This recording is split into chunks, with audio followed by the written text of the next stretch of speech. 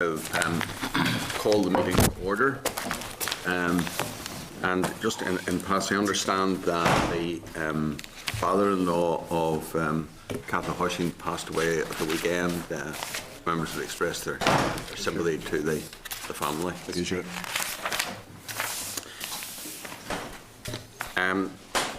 We're going to public session, and again reminding members and those in the public gallery to switch off mobile phones as they may interfere with the sound recording system, and this meeting today will be on camera. Could remind members of their obligation to declare any relevant financial or other interests in relation to today's business. Yes? Member of the local GAA club at home. Okay, thank you. And Catherine as well. And myself also, Chair. Right. Okay, Dominic as well. And remind members also to ensure that the volume on all tablet devices is off. The quickest way to do that is press function and F8. We have information that Karen will be with us a little bit later. She's a prior appointment. And are members aware of any further apologies? I think so. I haven't heard from Bradley. We have the draft minutes of the meetings on the 14th and the 18th of May 2015. Those are at page 5, and those of the meeting on the 18th of May can be found at page 2 in the table papers. That's the meeting on Monday. Could I seek members' agreement that these minutes are an accurate record of these meetings? Agreed. Agreed. Thank you. Now, this brings us on then to inquiry procedures. The committee has agreed to undertake this inquiry in a somewhat restricted time frame. We want to be as quick as possible in reaching our conclusion. And therefore, I would encourage members to help us keep the inquiry on track by not wandering off into Bypath Meadows or into some other issue, but to be very focused and specific in the questioning and make sure we're actually asking questions rather than setting out a narrative to the folk who come in. So if we could do that, I would appreciate that. It means people will all get the opportunity to ask their questions if we keep them short and succinct. If there's sufficient time at the end, we can have further questioning, but we have an hour this morning, I understand it, with the Minister. The Minister can be flexible. Oh, apparently there is some flexibility there in regard to time. So the Department has confirmed that there is no European funding being used in the stadium redevelopment programme. That was a point that was raised at the previous meeting. So I've been confirmed no European money, so that's not an issue that will arise.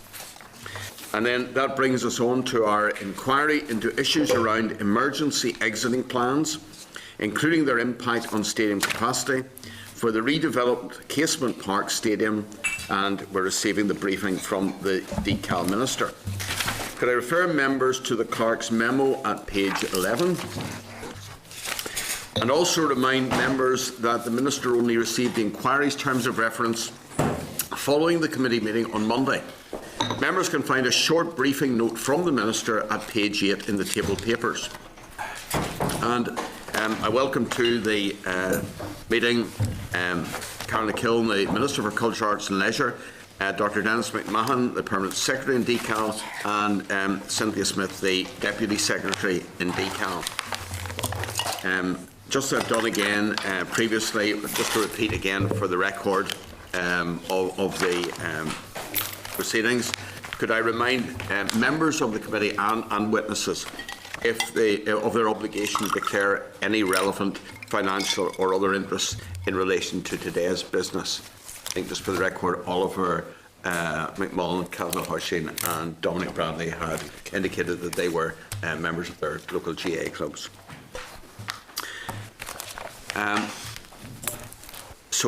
Proceeding then, could I ask, welcome you to the meeting and ask you to make your opening statement. Thank you, Chair. I'm not sure if I need to declare, and I'm not a member of a GAA club, but my family are involved in GAA and soccer. It's been noted, yes. Okay, it's just for the record. Yes, we understand that, yep. And before I start my opening remarks, I note that the committee has an hour down for this. I have at least 20 minutes after that, and then I have to go to an engagement, if that's helpful. I anticipate to be back again anyway, so... Thank you. Okay, thank you, Chair and committee members, for agreeing to my attendance at the committee today. I was keen to come along to personally address the concerns which have been raised and to update you on the arrangements which I have put in place to address the issues that have been raised. And before describing these arrangements, I think it's important that I make some points up front. First of all, I want to say that it's simply unthinkable that I would want to put people's lives at risk. It is worth remembering that the Stadia programme is a commitment in the Executive's programme for government, and it is designed to bring social and economic benefits. That commitment applies every bit as much to Casement Park as it does to Windsor and Kingspan. Casement Park is and will be a great benefit to people who play in it, the people who attend events in it, and the people of West Belfast. Safety is and must be at the heart of Casement, and of course, safety issues are discussed throughout any capital project, and Casement Park is no exception to that. And of course, concerns will arise at different points in that process. That's a given. The different of any major capital programme is a process. The development of any major capital programme is a process, and like many processes, it cannot be defined in advance. Any capital development process involves a series of key people: the organisation commissioning the project, the funder or funders, local people, the users of the capital asset, economists, finance people, and so on. All of these people need to contribute to the project in question and bring their own expertise to the table. This is also a given. Furthermore, given the range of experience and diverse perspectives on each capital project, no matter what that project is, we all can be sure of one thing: these people will not agree all of the time. That's also a given. We need to debate and dialogue to forge the best possible project and the best possible programme. And what I'm here to tell you is that, to me, safety was and will always be paramount in the delivery of the Stadia programme. I announced the independent investigation into the concerns which have been raised about bullying, and a separate independent project assessment review to look at technical issues and advise on the appropriate way forward for the Casement Park and the Stadia programme. With your indulgence, I will give you some more information about these processes in a moment. The point I want to make is that I'm very happy for anyone to look at this programme openly and transparently. I'm also happy to feed into the committee's inquiry in whatever way I can, and hope that it will add some objective, constructive analysis to this debate. The investigation and review, and it is, as the committee is aware, following the briefing provided to the members by the Chair of the Safety Technical Group on the 30th of April, I have announced my proposed course of action to investigate the concerns raised. Having listened carefully to the evidence presented to this committee on the 30th of April, it is important to recognise that two distinct issues have been raised. One relates to the proposed design of the redevelopment of Casement Park and associated public safety requirements, and the other focuses on issues arising from specific grievances raised by that individual. Both will be dealt with in an open and transparent way throughout the two distinct mechanisms which I'll now describe. The independent programme review. I have asked my officials to urgently commission a full review of the project, including independent specialist advice as appropriate, which will draw on experts in the field of public safety. The purpose of this review is to look at the technical issues associated with the programme and the Casement Park project in particular. This review will take in the form of a project assessment review on the Stadia programme. This is in line with good practice in the programme and project management. The review has been commissioned through the Central Procurement Directorate of DFP and will be taken forward by independent experts. The programme assessment review, whilst looking broadly at the Stadia programme, will focus on the development of the design of Casement Park project and compliance with statutory and good practice guidance and requirements, including health and safety. In line with normal practice, it will formally report to the Department. However, given the issues which have been raised, the report will also be published. Normal procedure is that the review will take 10 to 12 weeks to complete, although the assessment itself should last approximately 5 to 10 days with reports to be written afterwards. The whistleblowing investigation, in light of the specific grievances raised at this committee on the 30th of April, an independent investigation will be taken forward consistent with whistleblowing procedures. Following consultation with the Department of Finance and Personnel and taking into account best practice, initially the issue is being scoped by the Chief Internal Auditor for DE and DCAL. The Chief Internal Auditor will consult with key parties before reports to the officials at AFP, who will consider how to take the process forward from that point. This process will be taken forward in line with appropriate guidance on whistleblowing. This process will be fully independent of DCAL officials who have been and are on the stadium programme. One key aspect of this is that we're very sensitive to the duty of care to protect and support the people who have raised concerns and who are directly involved in such cases. And this in turn may mean that I am not able to respond to some of the proposed or specific questions about concerns people may have while that process is ongoing. It is important not for me or anyone else not to preempt that process, and also to protect both the person making the allegations and others involved. I want to ensure, and I want to make it clear, that actions that I have initiated involve two distinct areas of work. The process assessment review on the stated programme is a bespoke, technically focused review. The investigation, in line with whistleblowing procedures, will focus on the concerns and grievances raised at the CAL committee hearing involving allegations of bullying. We must be careful not to confuse the two. I have asked my officials to fully engage with all key stakeholders, including the STG, and to provide the necessary assurance as the GAA moves forward to initiate a new consultation process for planning. In conclusion, Chair and members, I want to provide assurance that will keep the CAL committee fully appraised as the work I have commissioned progresses. The committee will also be aware that, as well as writing to the committee chair, I have also written separately to MLAs to update them on the stadia programme and address the recent concerns that have been expressed.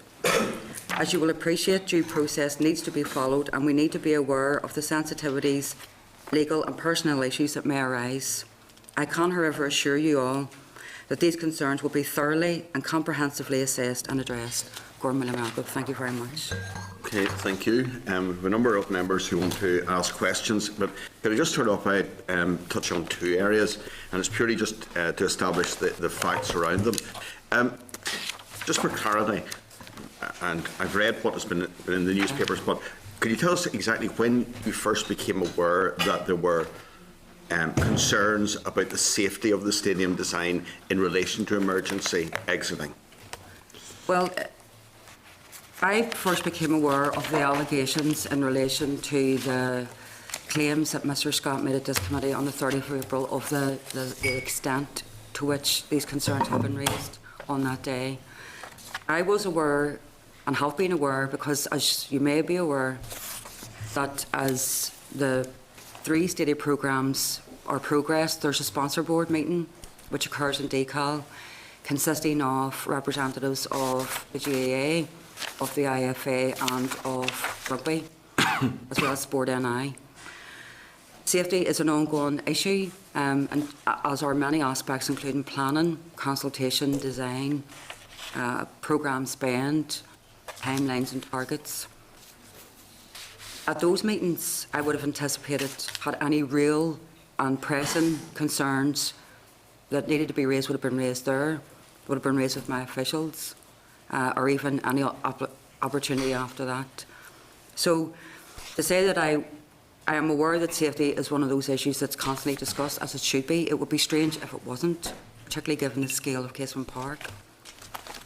But in relation to the allegations that Mr Scott made to this committee of a Hillsborough type concern, the first I heard of it was on the 30th of April.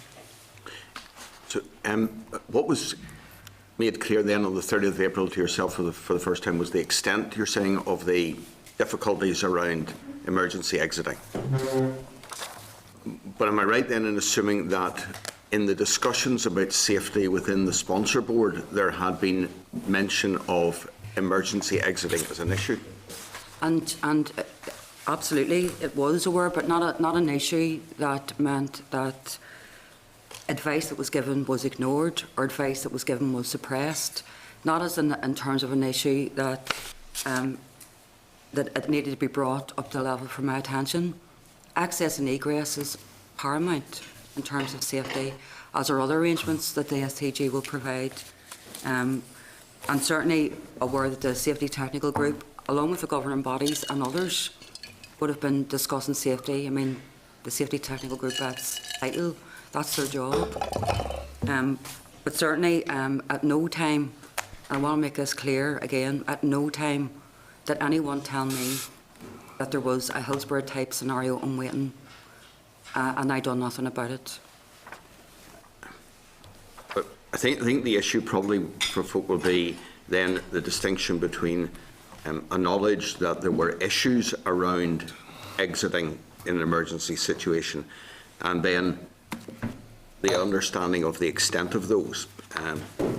And Chair, I appreciate that, and I would assume that the balance in that would be something that the review would certainly be looking at, and indeed the investigation would be looking at as well. But I think it's important, and not to undermine or be disrespectful to that process. Had a serious issue been elevated to my level, I would have known about it and I would have dealt with it. Okay. Just in regard to the sponsor board, we had a set of papers sent to us from the department, which was very helpful, about the structure of all of the different levels. In terms of the sponsor board, which I understand from that you chair yourself. Yes, that's correct. And then it set out the role of the board to report to the Minister as to progress of the programme, provide a forum for the governing bodies to raise any issues, and to advise and support the programme SRO, who's the Permanent Secretary. Yes. SRO stands for? Senior Responsible Officer. Senior Responsible Officer, thank you. Just to be clear, I'm the Senior Responsible Officer. On the original one that we were given, it said Permanent Secretary, but it's yourself. It was originally the Permanent Secretary, and then when that particular Permanent Secretary retired, I took over the role. That's fine. Thank you, Sonia. Right. For clarification. Now, just in terms of the membership of the sponsor board, that was set out in the paper. Minister, then the programme SRO, one representative from each sport. Others who attend include 2 representatives from each sport, and in the case of the GA, Tom Daly and or Danny Murphy. The DCAL Director of Sport, Colin Watson, Programme Director, Noel Malloy, Brett Hannam from the SIB, and Nick Harkness from Sport NI. It was also stated the meetings would take place not less than quarterly. Could I just ask, Noel Malloy left in January 2014. Who replaced him on the sponsor board? That would have been Rory Muskelly. Okay. Who I believe was on the committee. He has been a number of times, that's correct, yes. And is Colin Watson still the Director of Sport? Colin Watson's retired some 2 years ago almost. Oh, lucky man. Who now? Who is that position now? Fergus. Fergus Devitt. Fergus Devitt, yes. Right, that's fine. I see, had a lot of interest, Colin, in regard to pigeons, I remember. And other recreational pursuits. And other things. Yes. Yes. I'm sure we'll ask in due course for, I'm sure the members will want to see copies of the minutes of the sponsor board meetings. Right. Those aren't on the internet, and any presentations or board papers that were circulated. But you've given us your recollection of how issues around safety were raised, but the indication you're giving us is that it was not identified about the level of the... Certainly not. Right. Okay, thank you. Rosie McCorley. Thanks very much, Chair August. IRS chatting, Sean, you. Thank you, Minister, for the meeting today. It's been raised and discussed a lot now about the safety issues, and we would all agree that safety is paramount. But safety concerns in any stadium development is a natural element of the agenda that will be undertaken. So it was only on the 30th that we actually heard about these very, very serious safety concerns. Did Sport NI ever raise those with you, or did they ever advise you that there were very serious safety concerns? Well, the short answer is no. Not only they didn't, and nor did anyone else for that matter either. And you're right, and I have said it in my opening remarks, and indeed even in response to the chair. Safety is one of those issues that's ongoing. But certainly it wasn't raised by Sport NI to the level that it was serious to me, and like the members, I learnt of those levels of concern on the 30th of April. And would there have been opportunity for Sport NI to raise that? Like, were you meeting them, or were you? Sport NI are intending to the sponsor board meeting. I've certainly met them in between different sponsor board meetings. I have met Sport NI on a range of issues. I have met Sport NI at events, as you'd expect, and no one from Sport NI raised any issues of that nature with me. Okay, and I mean, I suppose just to take that further, whenever Hillsborough was mentioned, I think that's the context that probably shocked everybody the most, because we all know, I mean, what happened and what a huge tragedy and disaster it was. And so whenever that was mentioned, I was wondering, how did this get to be coming up now?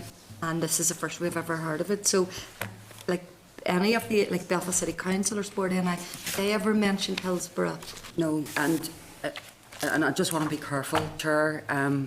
Just to repeat again, it's not to be evasive or obstructive. Mr. Scott came to this committee and made some very serious allegations, and it's not up to me or anybody else, as far as I'm concerned, to either second guess, challenge or unpick what he said. That's the job of the review and the investigation. And for fear of being repetitive, at no stage did anybody bring any of the scale of their concerns to me ever about safety. I mean, because those are the kind of concerns that if they were actually found to be well-founded, that it would just change the whole. No, and the committee will also be aware that with Casement Park, with Windsor, and indeed with Ravenhill, at the end of the day, is Belfast City Council to issue the final safety certificate for events. So even at that level, right up, and sometimes they're issued days or, well, usually well in advance, but sometimes it can be days in advance of an event. That's the kind of safety mechanisms, but that is primarily the job of the programme assessment review to establish, and indeed in relation to the concerns that Mr. Scott raised at this committee on the 30th of April, the independent investigation, and indeed for this committee. Okay, I mean, I actually just wanted to get that clarified, because, I mean, as you know, Casement Park is in my constituency, and one of the local people raised it with me before I heard about it and said that you knew about the concerns, and I was shocked. I said I didn't feel it could be true, so I'm clear that you didn't hear about that and you hadn't been Absolutely about not. that either. Okay, so just in terms of the processes, the two processes that you talked about, can you tell us when we can expect those to be concluded? Well, the programme assessment review, I mean, maybe Dennis or... Sorry. Just the two processes. The first one, they're completely independent of each other. yeah, the independent investigation is currently going through a scoping process, and in line with whistleblowing, what that means is that the auditor is talking obviously to Mr. Scott and to anybody else that they feel they need to talk to at this stage to scope the scale of the issues that need to be looked at. And then what will happen is that the auditor then will report back to the probably through the permanent secretary of DFP, who will then take a view as to what needs to be done in terms of further work, and that could be a further investigation. So it's not possible to be definitive about the timescales on that, but I would expect that the early scoping work will be done within the next week, and then I would expect that following that, it'll really depend on what DFP think is most appropriate. In terms of the project assessment review, it would normally take place, as the Minister said, over a 12-week period. 10 to 12 weeks. And I think we're aiming for, we're hoping that will be happening in June. Yes, we're hoping that the team will start their actual review work in June. It will then take them, it normally takes 5 to 10 days for them to conduct the actual review. And then sometime after that, obviously, to write up the report. And as the Minister has indicated, that report will be published. Okay. Thank you. Just following on from the point there Rosie McCurry was making, just again for clarity, was it ever mentioned at the sponsor board that with the current proposed design for Casement Park, it would be impossible to meet the 8-minute evacuation time that's set out in the guidebooks? No. Okay, good. Oliver McMullen. Yeah, thank you, Chair. Very welcome, Minister. Minister, you'll be aware that on the 30th of April, Mr. Paul Scott reported here too that he had expressed concerns in 2009 about the 40,000 capacity of Casement Park. Are you aware of this, and did you give the committee an explanation? Could you give the committee an explanation as to why those concerns were raised, and if true, why were they not taken on board in 2009? Well, I'm not aware of concerns been raised as far back as that in 2009 or since. I mean, I know that in 2009 the 40,000 capacity was the proposal. I'm reluctant to bring the chair in, given that he was the predecessor in this department, but needless to say that because that allegation has been made, that will also be part of the review and indeed the investigation, but not in 2009 or since was I aware that these concerns have been raised. Okay, thank you. Just can I just sorry, up right. one more, Chair? Thank you. Perhaps could we get some clarity on something else that was said earlier regarding the STG? When was it established and operational without terms of reference? And I'd also presume that for Windsor and Kingspan, there was no terms of reference there either. Well, I mean, the STG was formally established in 2012, and yes, it has been operational without terms of reference. I mean, for the three governing bodies, and it's but again, the very important role that the STG is playing, and certainly in conjunction with Belfast City Council around safety and safety certificates. I mean, because they are the statutory approval, not the STG, for this process. But it is important to examine issues and certainly things like terms of reference. And I have absolutely no doubt that the programme assessment review will be looking into that as well. Okay, thank you. Councillor Washington. Morgan Curley, it's Fáilte Road. I was Bennigan Christian, Martin Shaw. You're very welcome to the committee this morning. At the 30th of April meeting, Mr. Scott also alleged that members of the Safety Technical Group had to sign confidentiality agreements, and in reply to a question from Mr. Humphreys that he felt bullied and dragged. And without getting into the specifics, why did the department feel the need to provide additional governance around the STG? Well, first of all, people weren't asked to sign confidentiality or any sign up to anything that they felt would have constrained or guided them. But again, I am reluctant. When Mr. Scott made that allegation, that's how he felt. That needs to be the subject of an independent review. What we were looking for was good guidance and good governance around not only just the STG but all aspects. I mean, there have been governance procedures with some of the other governing bodies from back before, which I have brought in, which I actually felt would actually help the governing body in the long term. That's my job. But it's simply not correct for people to say that they their views were suppressed and then they were asked to sign up to a confidentiality agreement. That's simply not correct. Okay. And there seemed to be some dispute over minutes and notes of the meetings of the participants of the STGs. Was additional governance required to look into that? Well, I mean, I'm 4 years in this department now, and it's from last week, and It's like everything you do when you go along, particularly when you're looking at vast sums of public money. It is important to see what you can improve and where you can improve it. And there are other aspects that we're constantly doing as an ongoing. I mean, that's one of the good things about the sponsor board. But since December of 2014, the DCAL and Sport and I have looked at bringing forward additional good practice with regard to the STG. That's our job. But anything else, or any other reason that someone may feel that the reason that they were brought forward, that really does need to be, I really don't want to comment on it, can't comment on it. It does need to be the business and the processes of the review and indeed the independent investigation. Chair, the ambulance service was a member of the STG, and yet it felt the need to submit an FOI request regarding some information there. Did anybody ever, previous to that request, express any concerns about any safety issues? Not that I'm aware of, no. And I mean, DCAS, like any other government department, receives a vast amount of freedom of information requests. I'm quite proud of our record. I mean, our record is well over 90%, and getting those responded to within the time.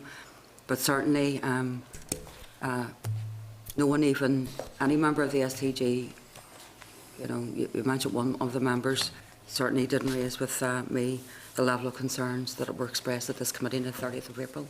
Okay. Thank you. Robert. Right. David Hilditch. Thanks, Chair, and thanks, Minister, for coming along Thank this you. morning and giving us your thoughts on the idea. And obviously, you are hearing to say that the bulk of the knowledge didn't come forward to the 30th of April, but unfortunately, we do have quite a substantial list of documentations which say that safety was an issue at the Casement project from probably longer, but certainly from documentation early 2013. That is worrying that you were not made aware of it. So in that context, is it not somewhat, I don't want to say concerning or shameful, but certainly that senior DCAL officials and perhaps Sport and I have kept quiet, hidden, or even covered up some of these serious matters? Well, as a member, Mr. Hilditch, you will not be surprised to say that when something with the words cover up are in the sentence, I'm going to completely refute that. I was aware that any project of this nature, as you will be aware and other members will be aware, has and always should have safety as a concern. The difference is, and I think that's what you're trying to tease out, is in line with normal concerns to elevated concerns that were not raised with me. I can assure you that I was not aware, and indeed Safety Technical Group was involved in discussions about safety. That's the purpose of the group, and it should be remembered it was my department that asked Sport and I to establish the Safety Technical Group in line with good governance and good guidance. But at no time was I aware of the safety concerns that had been ignored and dialogue have broken down regarding concerns around that. I wasn't actually questioning yourself, you've given us the answer to that, but obviously what your thoughts are on the officials who work for you, obviously. But when a layperson sees something like a minute of the 30th of the 9th, 13, a minute of with DCAL where Carl Sullivan, the project manager officer, thought that the findings on safety should be reworded because they were a bit negative, it does tend, the layperson like myself, to say, oh, hold on, what's going on here? And to be fair to him, that I think all that will be studied very, very carefully as part of the review process and indeed the investigation. I mean, for anyone who wanted something reworded basically because it felt that presentation it came across negative, that's different to someone wanting it reworded because they didn't want the concerns raised. But it's not for me to determine what that is. It's up for the review, it's up for the investigation, and indeed it's up for this committee's process as well. But I think we have to understand, I know there's a bit of play being on in Hillsborough and all through the whole project at the minute, but any event which even puts at risk one casualty is of concern, never mind multiple.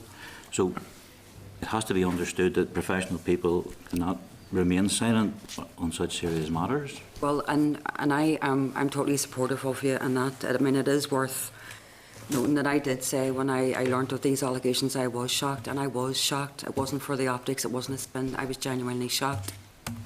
And I was also hurt as well that someone would accuse me personally of putting at risk up to 30,000 plus spectators and hundreds of, if not thousands of residents in that vicinity. I find that quite shocking and still do. And it's because of that I initiated these processes. I mean, of the 3 processes that have happened as a result of those allegations I've made on the 30th of April, I've instigated and instructed 2 of them. And I mean, I'm sure you'll also be aware that there's bundles of paper there, but even in the Justice Horner's comments in relation to the judicial review, he made it very clear that a safety certificate will contain such terms, and this process is all about safety from start to finish, right through until the commencement of consultation, commencement of a plan application, right through until the safety certificate is issued. And on the work that you have initiated, independent experts, will that involve the Safe Sports Grounds Authority? It involves us whoever we need to, absolutely, and anyone else. I mean, we talked about, and I spoke about my opening statement, about safety experts and expertise from that field.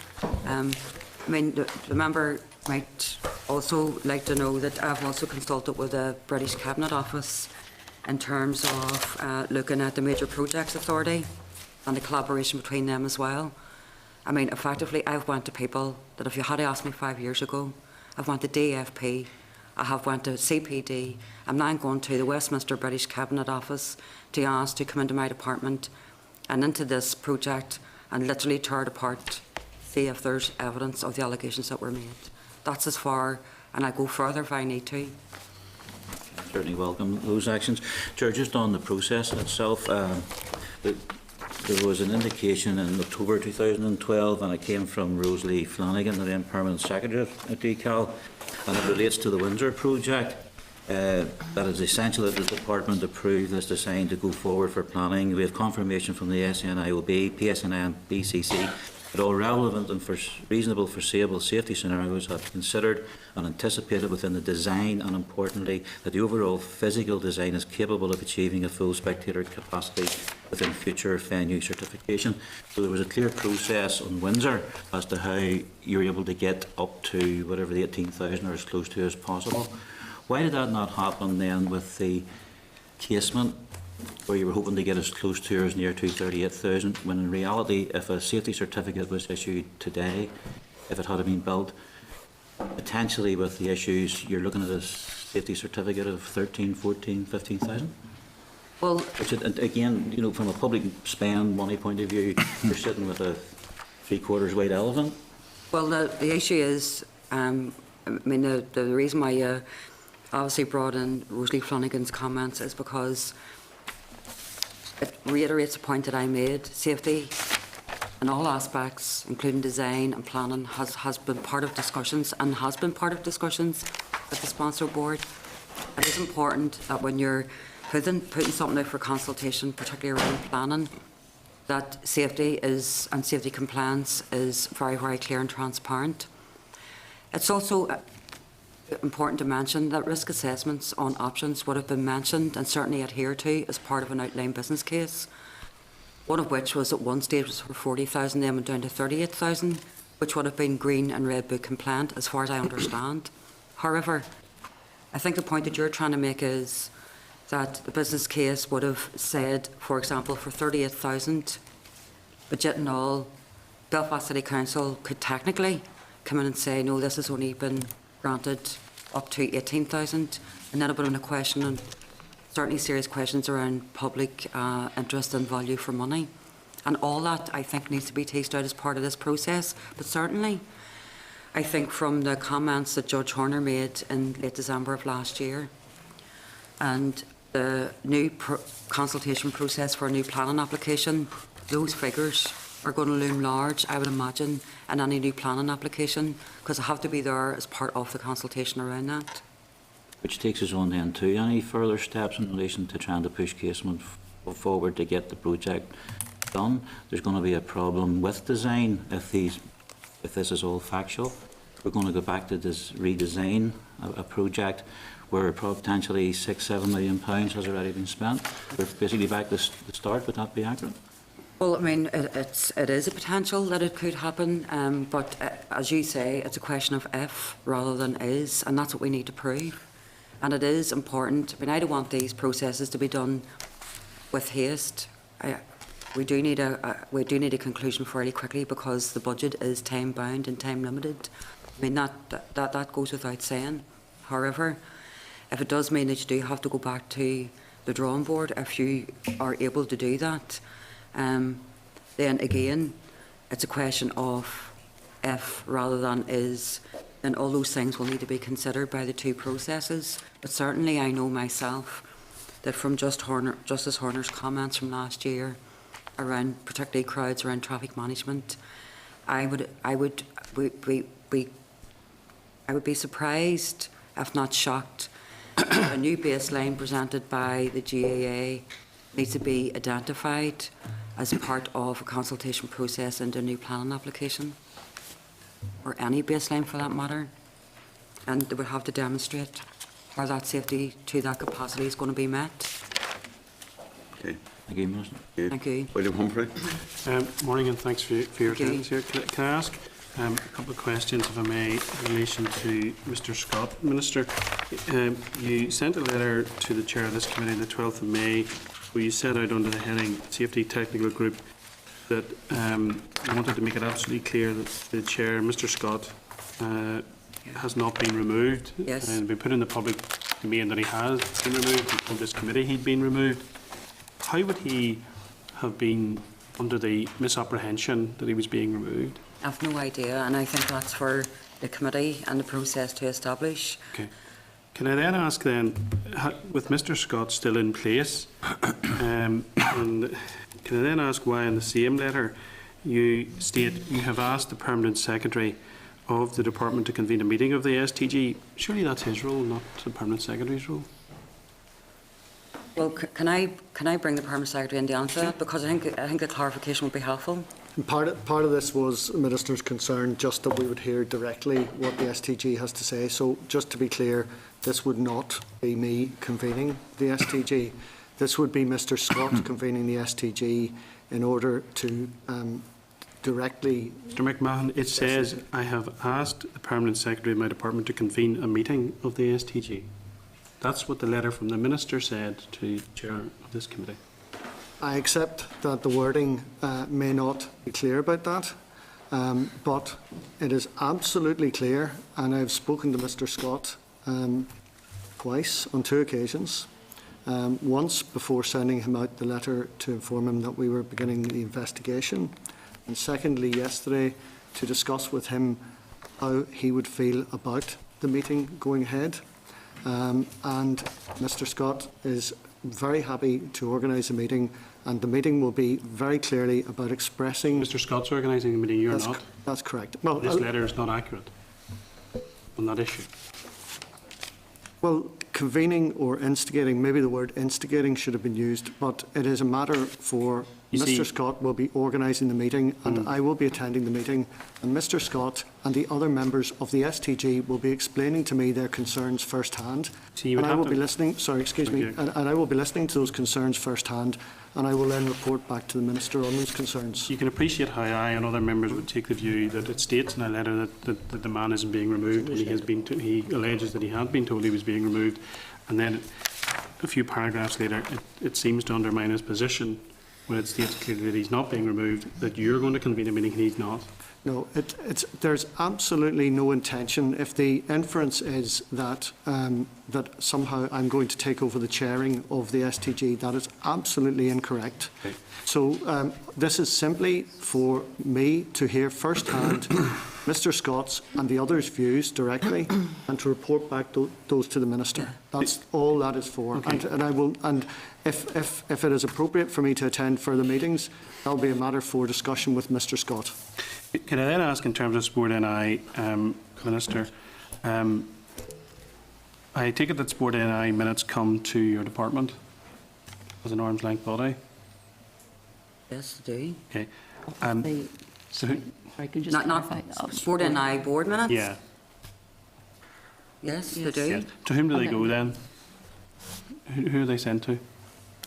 Well, would be normally the main contact between arm's length body and the department would be through the sponsor branch. Normally, Isn't it who? normally the main contact between an arm's length body and the department is through each of our arm's length So body be has a head of sponsor sports branch branch. and decal, Who is? Fergus Right. David. So, Although if it's relating specifically to stadia issues, it may go to the stadia team. I just wait, who's head? And that team's headed by who? Rory Miskelly. Right. So what happens when in decal if there are issues identified in the Sport NI minutes? Are these in the, sorry, can I just clarify? If, are these in the, are we referring to board minutes or are we referring to? I'll come on to that.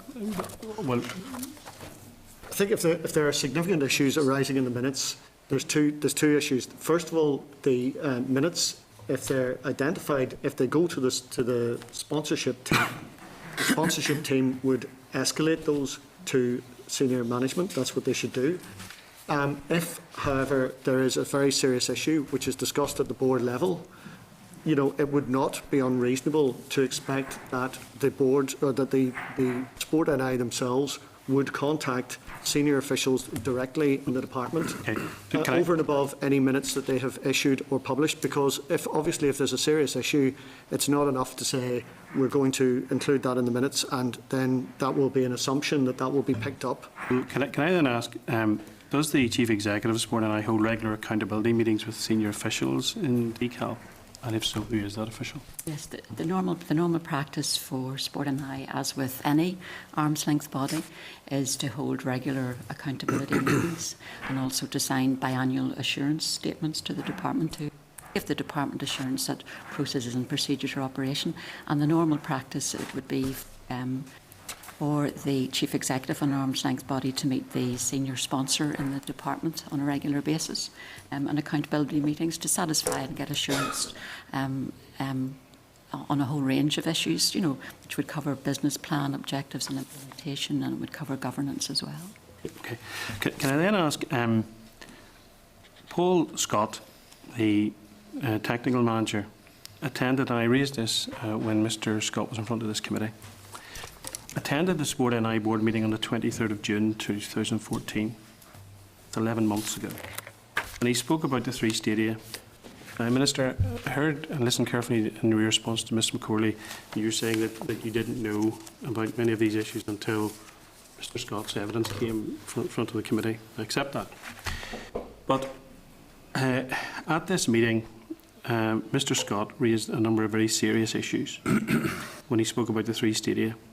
He said, and this is the direct from the minutes, in relation to casement minutes, it stated, members noted that there are some challenges on the design aspect of casement which centred on emergency exiting. Board members noted that decal have been made aware of the issues. Following in-depth discussion on a casement, it was agreed that members would be kept informed of developments on the issue to be included in future strategic updates. The board are supportive of Sport NI advice in relation to casement as presented by the staff. So the board of Sport NI was supporting the evidence that was given. And consideration of casement as an issue of risk, taking into account the specific advice and the role of Sport NI. So that having been passed to the department and the relevant person, do you accept that decal were made aware? And who was made aware, and what information was provided about those issues to you as the Minister? Well, I'm not too sure if that's board minutes that you're quoting from, or is it from evidence that Mr. Scott gave to the committee? These are Sport NI board minutes from June 2014. Okay, well, certainly I would take on those minutes and present them to the inquiry, but let me repeat again that even withstanding what has been said, no one actually took it upon themselves to elevate it to my level that there were safety concerns. So I've taken a note of that. That would certainly be something. Yeah, but you will accept, and I accept. No. I will accept it presentationally. I could also argue presentationally that it could be a report from any minute, or it could be a report from meetings to do with STG or Stadia. But the way in which this has been raised is that serious concerns were presented to decal that were minuted at the Sport NI board meeting on the 23rd of June last year. Minister, I took that quote and that information from the minutes of Sport NI which are placed on the internet. Yeah. and I presented it in front of Mr. Scott when the members will be aware of it, that when this committee heard evidence from him only a few weeks ago. Can I then sort of ask, if I may, and I welcome the decision to broaden what you call the investigation to a full review. I welcome Yes. that. Why did you take that decision? I wanted to ensure that as best possible, because I felt that the allegations that were made here on the 30th were probably some of the most damning I've heard in my whole time. I've been a member of this Assembly from 2007, amongst others. I wanted to ensure that I'd done as much as I could, not only to support someone who effectively came and made a whistleblowing allegation, that's what it's been treated as, but also to look and to be totally satisfied that everything should be, as it's presented to me, it should be in terms of the development of the 3 stadia, vis-à-vis Casement Park, the redevelopment of Casement Park. And I think members need to be assured that I have gone, not just done the bare minimum, but has gone as far as I possibly can to not only assure the members, but to give increased public confidence that these stadia are going to be built to the highest And I think safety that's standards. slightly important. Can I finally ask you, Minister, in an interview to the BBC earlier in the month, you said, what is clear to me is there's been an anti-GAA element throughout the emergence of the redevelopment of Casement Park. Well, that's a political comment. Yes. Well, I'm a politician and you're a politician, so I'm happy to ask it and hope you're happy to answer it. Who are these people? And where's the evidence for that statement? Well, I just think, in my opinion, we need to separate out the concerns that some residents may have, that they're not described as being anti-GAA, because that's not the case. However, and I'm saying however, it would appear to me, and this is again subject to the review and the investigation, it would appear to me that the level of scrutiny asked of the GAA was not asked of other developments. And in the past, and I'm using that experience going back as far as Belfast City Council, I was a member of it. You know, I mean, when you looked at the strategies for pitches and other developments from back as far as I was there from 2003, the level of provision of services and facilities for GAA was grossly below what it should have had given the population and membership. But that has changed. But I just feel at times there's an awful lot of spinning and people posturing around this, and it's been unhelpful and unnecessary. However, I accept that that's a political comment that I perhaps should not have made. However, it was made. I will be subject to, and everything will be subject to, both the review process and the full investigation. And if it does prove to be that there was allegations made that were unwarranted or unsubstantiated, then that will also come out. But who are these people who you say are placing an unfair scrutiny on the GAA in Casement Park and weren't on other projects? Who are these people? Well, I think it's right and proper that there should be scrutiny, particularly of all the stadia programmes, and given the fact that, and indeed the sub-regional programme that will come after, I think the level of scrutiny is. So I think it's, and that's a given. But I'm not prepared to go any further than what I've said. I've made my point and that's it. Could I just come in there on 2 points? One, just to clarify, on the 23rd of June, when that minute was in the Sport NI board meeting minutes, that was before Fergus Devitt came in to his current position. Would it have been Mick Corrie was the person back in June last year at the head of sport? Just trying to think back. I think Fergus came, Fergus joined DCAL in the autumn last year. Yeah, and his predecessor. Yes. It was around maybe by the time the minutes get.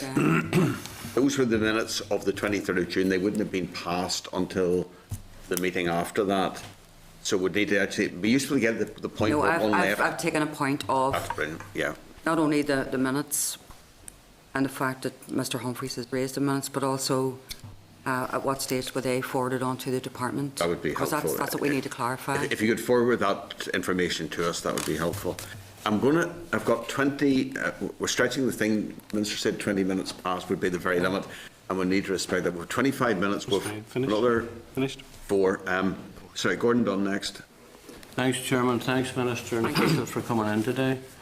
Could you clarify the role of the procurement board in relation, the sponsor board, could you clarify the role of the sponsor board in managing the projects?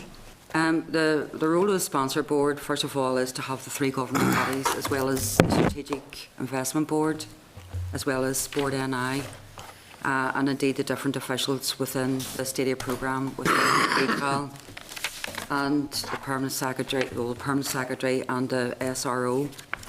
And the role of it is to ensure that, first of all, the challenges, obstacles, processes, that there's open dialogue, that there's a general understanding of the level of development each of the programmes are at. Like the IFA and the GAA have sat for long enough listening to the developments of Ulster Rugby, because they were first to go, and there was lessons that they learnt as well. Right. But it's primarily around looking at the level of detail, covering things like the programme, the government bodies to raise issues, and indeed to advise the department if there are any other supports or any other additionality that's needed. Who within that group, the sponsor board, has responsibility for health and safety, the broad term health and safety? Who has that responsibility? Well, everyone. To be honest, everyone would have the responsibility. There's no health and safety officer who attends in their own right as health and safety officer, if that's what you're asking. No, I'm not talking generally about health and safety as we know it in the day-to-day work, but I'm talking about within the management team. Who was the accountable officer for health and safety? Who on the sponsor board? Who represented? Well, each of the governing bodies. Each of them? Each of them. Right. Okay. Could you then just clarify? And sorry, Mr. Dunn, Sport and I was there as well. Sport and I were there? Yes, they were. Yeah. So they have the responsibility through the STG, would that be correct, for health and safety in relation to casement? Well, certainly STG, I asked Sport and I to set up STG in 2012. So they are one of the bodies that are responsible, but each of the governing bodies have responsibility for safety also. In fact, we all have responsibility, but primarily Sport NI and the governing bodies in relation to safety concerns of each of their projects. It would have been their job to report those. I think what we're trying to establish here, the sponsor board, they have the executive authority on the projects. That's right. They're accountable to yourself, I take it. That's right. Yeah. So any documentation that they would bring forward should be compliant with standards and requirements, and you obviously you trust them to do that. Yes. So if we talk about the broad term of health and safety for casement, who is the person responsible on the sponsor board again for satisfying your requirements of one for health and safety? Well, I mean, certainly the aspects, the first aspect would have been the Sport NI and STG working with the governing bodies. But primarily for this, it's a management issue for the, in this case, the redevelopment of Casement Park would have been a management issue for the Ulster Council of GAA in conjunction with Sport NI and in conjunction with best practice. Okay, so those various representatives on the board have a joint responsibility for health and safety. Would that they all do. They all do. Now, my understanding is that the plans for casement, obviously, the scheme was designed up, the documentation was put in place, went out to contract. I understand the contract was set. Who was responsible within the sponsor board for signing off all the documentation for taking right through to contract? Who is responsible for that? Well, that'd have been the senior responsible officer's job. They need to sign off in order to satisfy the requirements that I've asked them to. I mean, that's the level of accountability. That's the Deputy Permanent Secretary in this case, previously the Permanent Secretary. Just to be clear, and I know that the committee has a copy of as the Minister was explaining, there are two structures there. There's a stadium programme sponsor board, which is chaired by the Minister, and there's also a programme board, which I chair beneath that. And then obviously each of the individual projects for GAA, IFA and rugby will also have their own project structures as well. In terms of, if you're asking in terms of release of funding, there are various, and I think it's set out in the papers that we sent you to, there are various approval levels. Yeah, I understand that. I understand it, but, you know, the payments are one thing, but, you know, the documentation, the final documentation in relation to standards and requirements for the contract was signed off by someone. And in that, there certainly would be a requirement for it to meet the standards on health and safety. Absolutely. Who signed off that documentation? Sorry, just to be clear, in signing the contracts for the projects, I mean, obviously one of the key parts would be to ensure that all statutory obligations are met and applied to, which would include obviously. So did you sign them off?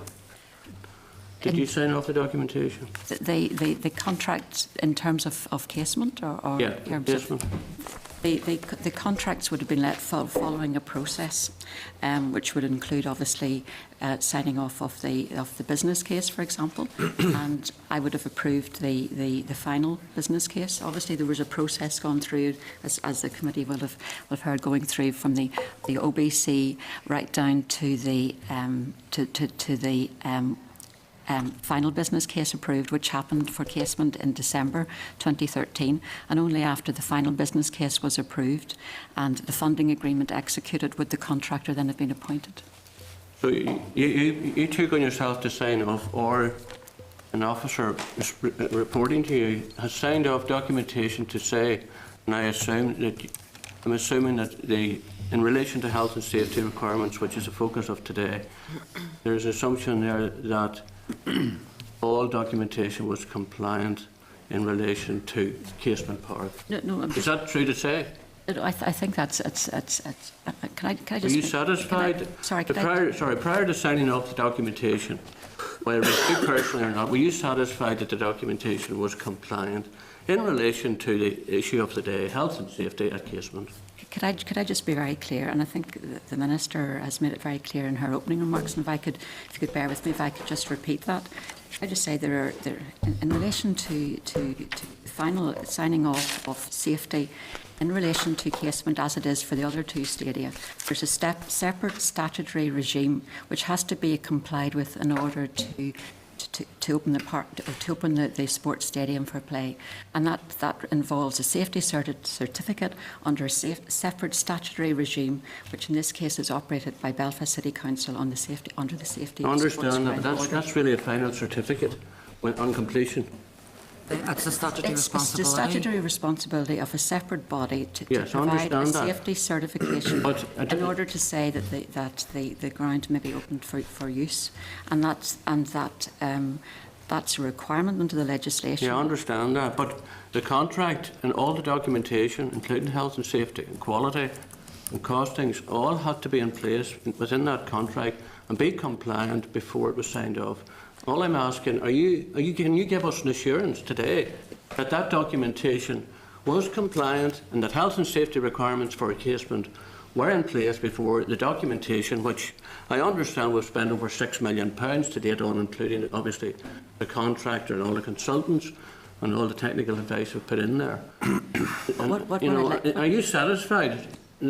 Are you satisfied it was compliant? Can I just say that I want to make sure that, as the Minister's made very clear, the purpose of instigating the various processes that the Minister has announced and instigated is to absolutely find out from a factual point of view were proper processes followed, was proper documentation in place, and was the various stages in the design development of Casement Park. But I understand that. But I think what I want to say is that's something that I really want the review to fully investigate, and that's going to take place. I understand. Sorry, can I just maybe add a bit of clarity to this, just to say that it's absolutely clear that any documents to be signed off within a programme or project structure, they have to be compliant, or they have to be at any stage in the process. Obviously, they're going to be in development. but there has to be an expectation that they will be compliant, because the actual funding agreement will require, in fact does require, that all statutory obligations will be met. So you're absolutely right to focus on, as an SRO, or for that matter going forward as an accounting officer in my case, we have to be clear that all those statutory requirements are being met. However, the question really is, were we then, or are we satisfied now that those designs are compliant? And that moves us into a very technical area, because the question is, what is reasonable? What are reasonable assurances that we received? Were those assurances reasonable? And did we act reasonably on the basis of them? And I think that is something that definitely does need to be looked at independently by the experts who are going to be doing this project assessment review. So obviously we're not getting an assurance today that the documentation was compliant. You can't give us that assurance. No, if we were absolutely assured, we wouldn't be doing the project assessment review. Right, that's okay. clear. And the Minister will come back at some in the future. Yeah. But the officials from the department think they'll be coming back on another day on their own to deal with. Yeah, no, that's obvious, and we appreciate you're now carrying out an investigation to verify it, and that's the proper processes. Thanks, Gordon. Every second counts at the moment. No, Just a couple of other points. No, Gordon. Just one other thing, just sorry. a moment. Chairman, Gordon, sorry. STP, sorry, Chairman, just one point. Yes, and I've been very tolerant. Sorry, I have been very tolerant. That's why. Right. Sorry. I have three more people. Dominic Bradley. Thanks, sir. We've only got another 12 minutes. Okay. Imagine why I was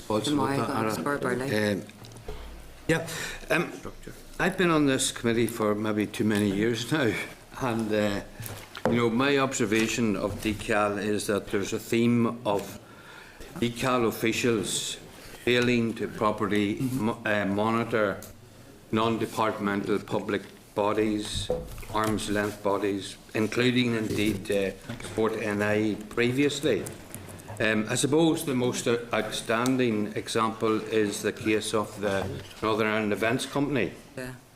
Now, it collapsed in the year 2007.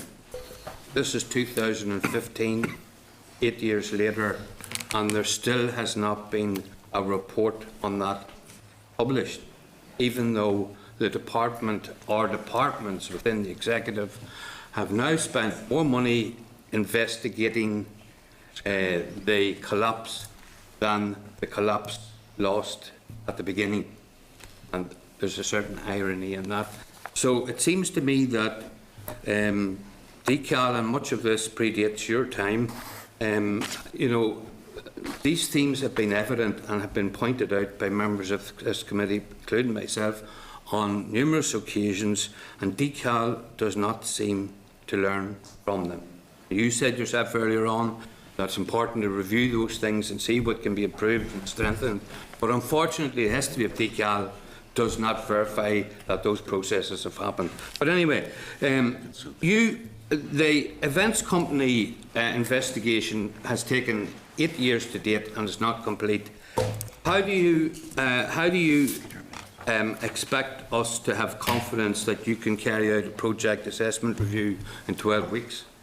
Well, first of all, the member will not be surprised. So, thank you for the questions, but the member will not be surprised.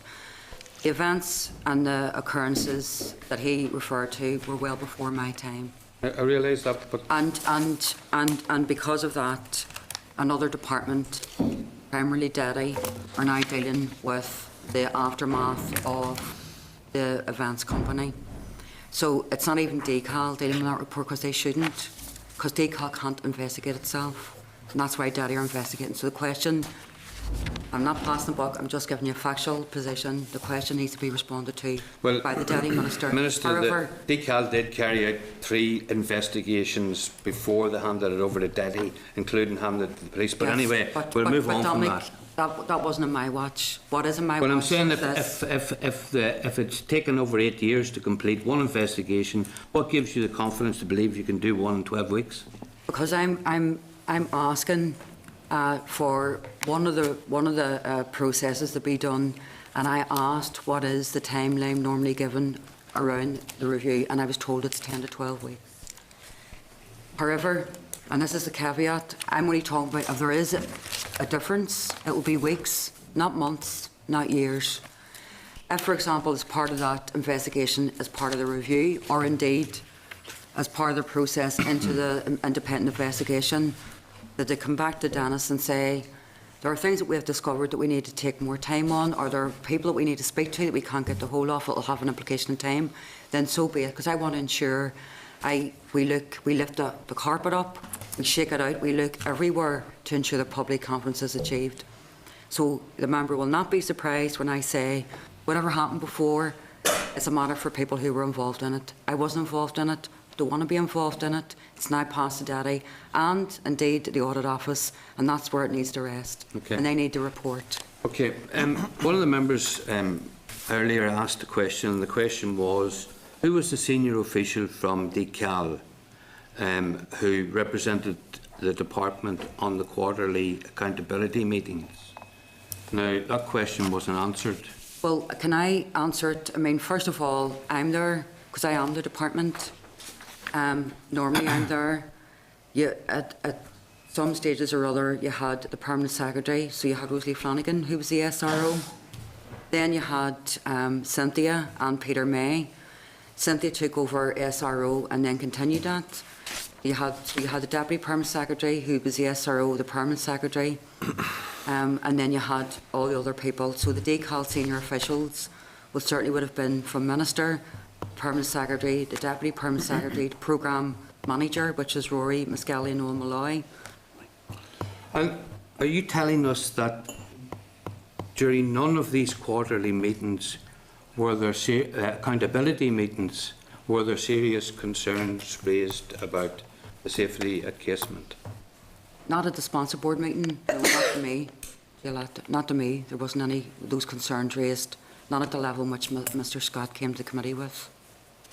Okay. Now, you said very clearly at the beginning, what you've just said now, that Sport NI did not inform you about the serious safety concerns. That's correct. Right? And you were unaware of them until the 30th of April. That's correct.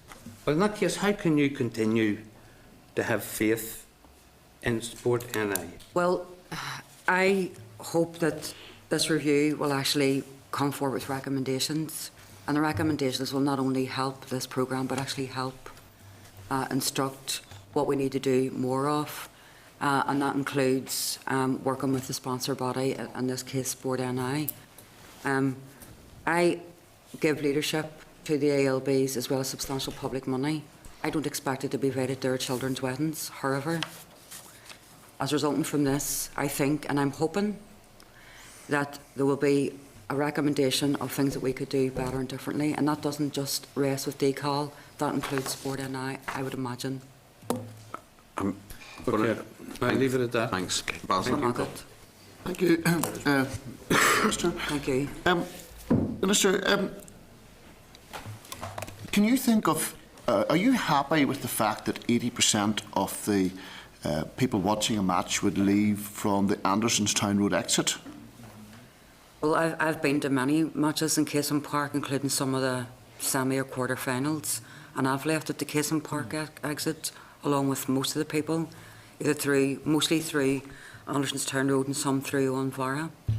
So, if you talk about matches you were at the match for Michaela. Yeah, there was 14,000 or 15,000 in it. I think the figure was reported is 18,662. Well, there you go. Whenever you were leaving, did you not think there were some problems with the exiting issues? No, I thought the traffic management plan was excellent. So you're not aware of any concerns raised by residents in the area about the exiting plans on that particular match? No. So as a local MLA, I mean, there appears to have been some discussion about the difficulties in terms of traffic jams and things. Well, traffic jams and traffic disruption is different to pure traffic management. And by the way, I don't represent West Belfast, I represent North. No, I know you don't, but you were at that particular match and you were there as the minister, and you would be in Belfast. So I'm just saying that. Absolutely.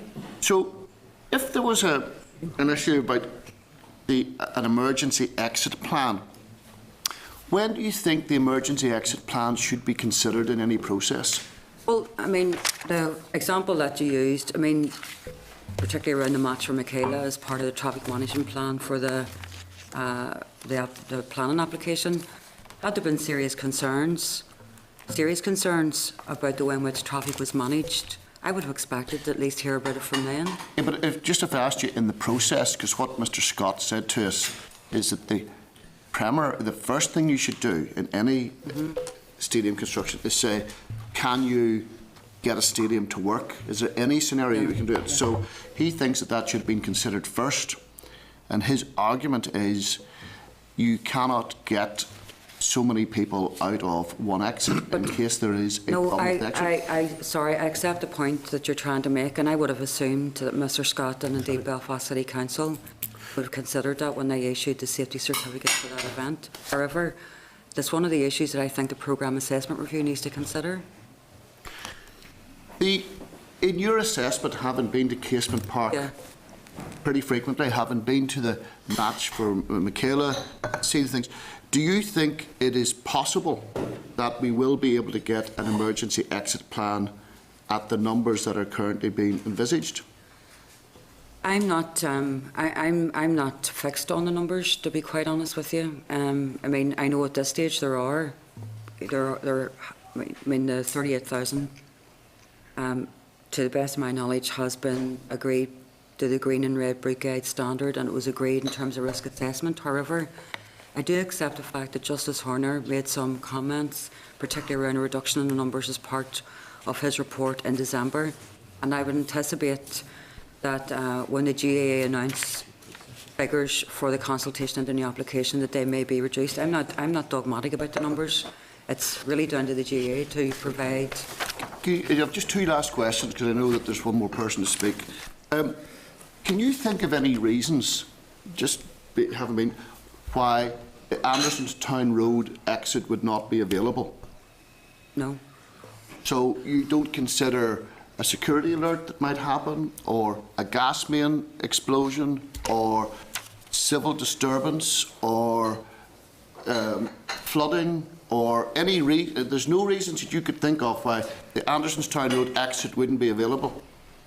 Well, it's interesting that you mentioned those, and others have mentioned those as well.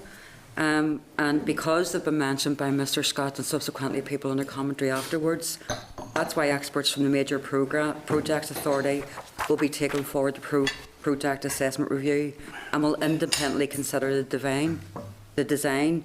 I mean, other than, and that will look at the context of insurance safety, both in the layout of the Casement Park. So let's just assume, for example, for some reason that the exit to the Anderson's Town Road is not available. How would you expect 38,000 people that are in that stadium to get out? I mean, we have a map here that was produced that says you can get about 15,000 out. And the assertion that Mr. Scott made was it would take us, I think, 26 minutes to exit the stadium in that bit, which is beyond the 8 minutes. I mean, just if the exit is not available, how would we go about making it work? Well, making it work is part of, as I said before, and it's not to be repetitive, it's not to be obstructive or evasive. I'm not a health and safety expert. It is for the Major Projects Authority taking forward the programme and the project assessment review to determine this. They will consider whether the design as it's currently sitting can work in the context of insurance safety.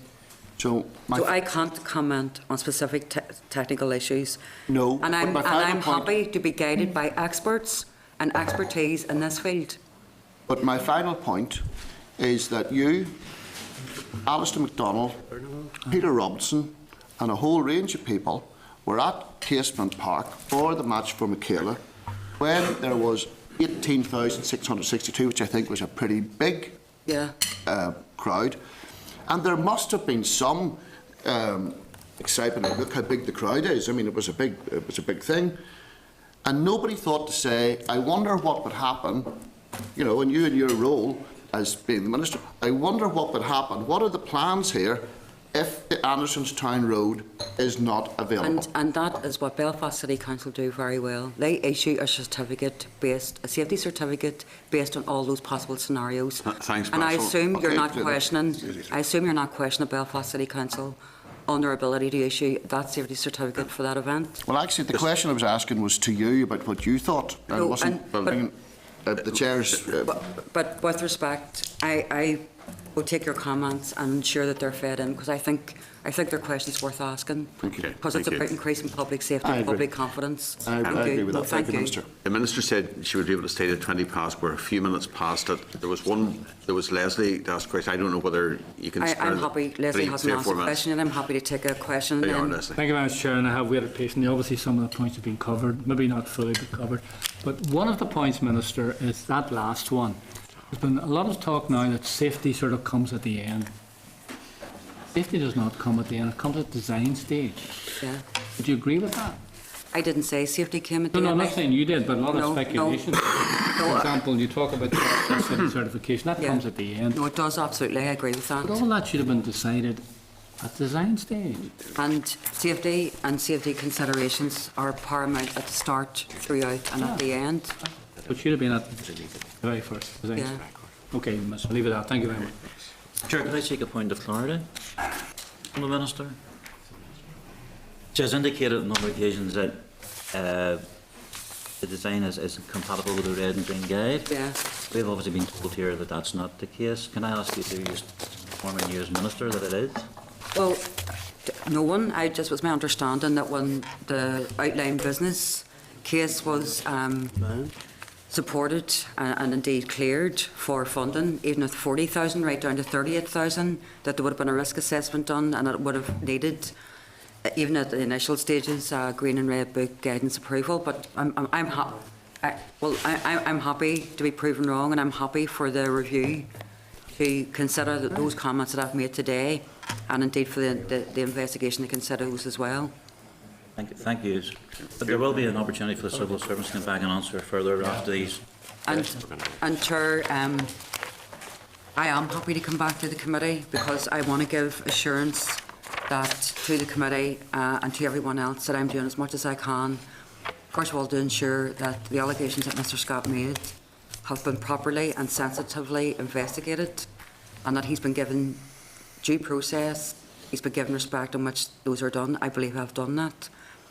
But I also want to give assurance that the review, which will be very, very detailed and very, very robust, will also take place, and both the reports, particularly from the review, which aren't normally made, aren't normally published or with the department, I will ensure that those are given to the committee and published. Thank you. Thank you very much. Thanks very much indeed.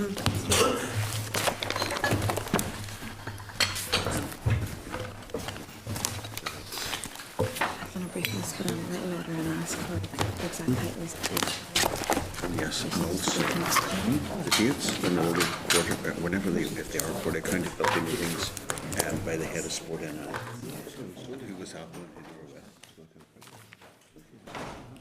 you were with? Just before we finish, on the record, I should have said at the start that in declaration of interest I was in the department at the time that project started with the outline business case. So we'll move on. Right. We've covered a fair bit of ground this morning on that, and are there any particular actions that anyone wishes to take on the light of what we heard today, or do you wish to proceed then with, we've got our paper here, which we'll come to later. Chair, just to highlight to members, you'll find in front of you, hard copy tabled, a list of potential witnesses and potential papers to ask for. As that's inquiry process, after we've had the rest of the items on the agenda, if we could pop back into a short closed session for members to discuss that, seek agreement. Yes. Yes, Chair, certainly after this morning, now I think more relevant than ever to find out why the Football Association won't make public the report on Windsor Park. That's something that's been pursued. You know, and I think that there should be an investigation into that whole scenario with that, to publicly state they weren't giving it to the public. I think now... I think people, transparency is the thing you're talking about there. There should be investigation into that now. Is it William? Yes. Yeah, Chair, I think it's absolutely crucial, given the points that a number of members made, and most recently Mr Bradley, in relation to the advice, evidence, communication, whatever, from Sport NI to the department. And I read out clearly where information was passed on from the Safety Technical Group Chairman to the board of Sport NI, and that was passed on to the department. It's clear there is an issue of information either not being passed on within the department or being ignored within the department.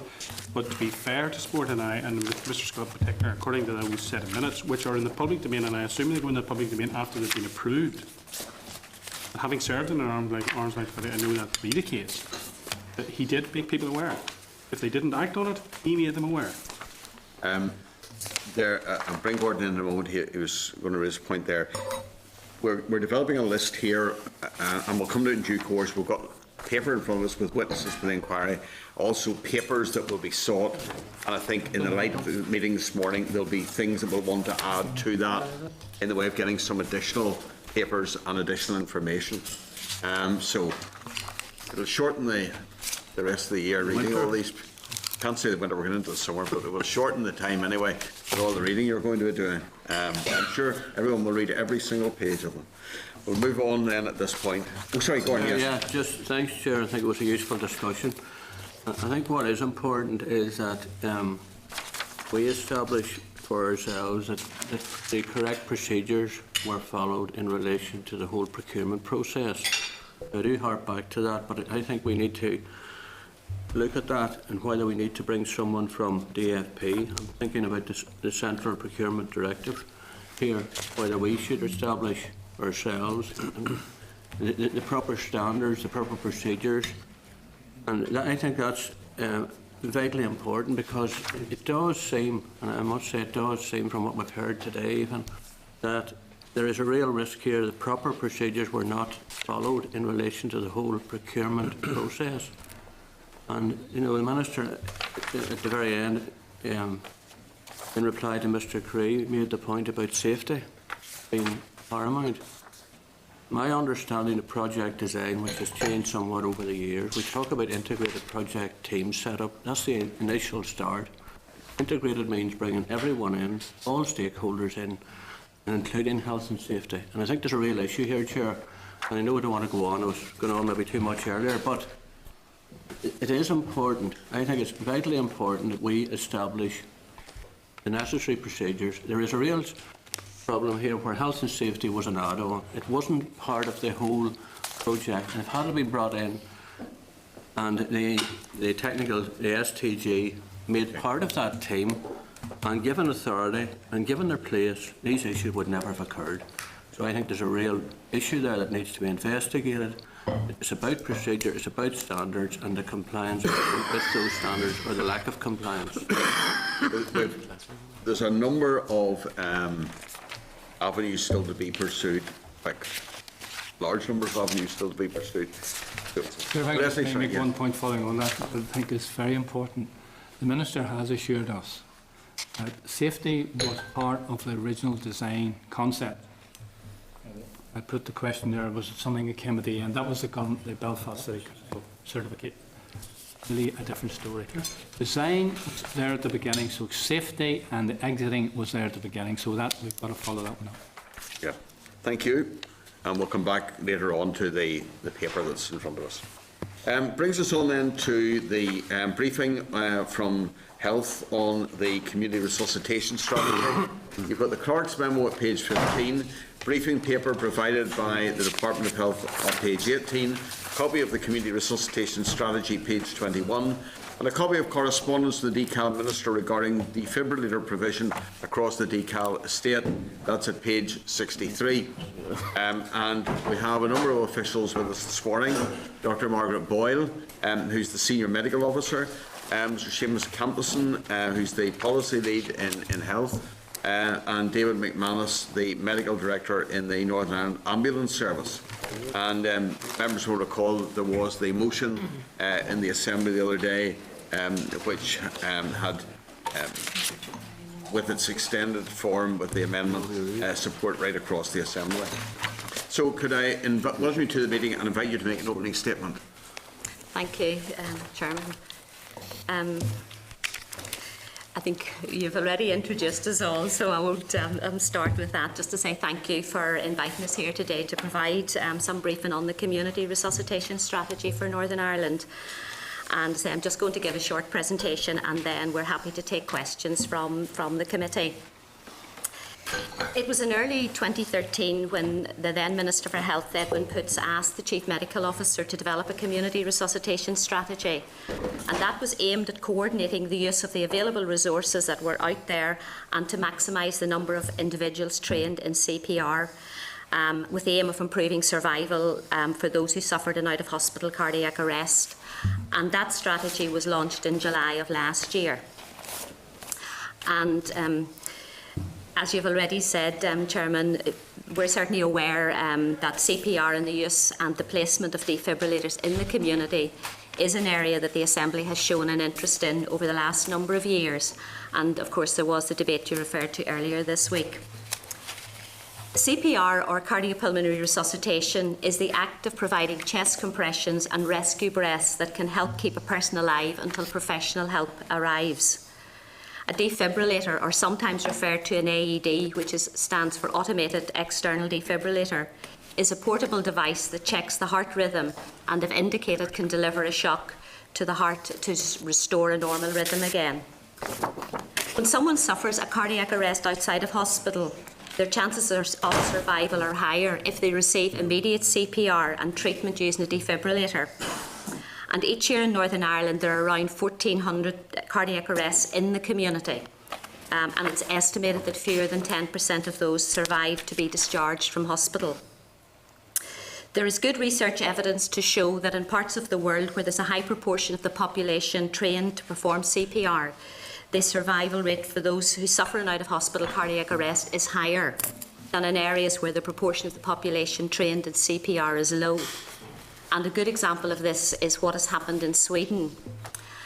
There, since the mid-1980s, a national programme in CPR training has been in place, and they use a cascade training model to deliver the training. And from 1983, 5,000 instructors have trained more than 50,000 cascade trainers, who in turn have trained almost 2 million people of Sweden's 9 million population. And in that period, Sweden has seen bystander CPR attempts for out-of-hospital cardiac arrest increase from 31% in 1992 to 55% in 2007. And survival to 1 month for those who have had an out-of-hospital cardiac arrest has increased from 4.8% in 1992 to 10.7% in 2007. Now, typically, it just takes about 2 hours to train someone to perform CPR. Unfortunately, it's never going to be possible to save everyone who suffers an out-of-hospital cardiac arrest.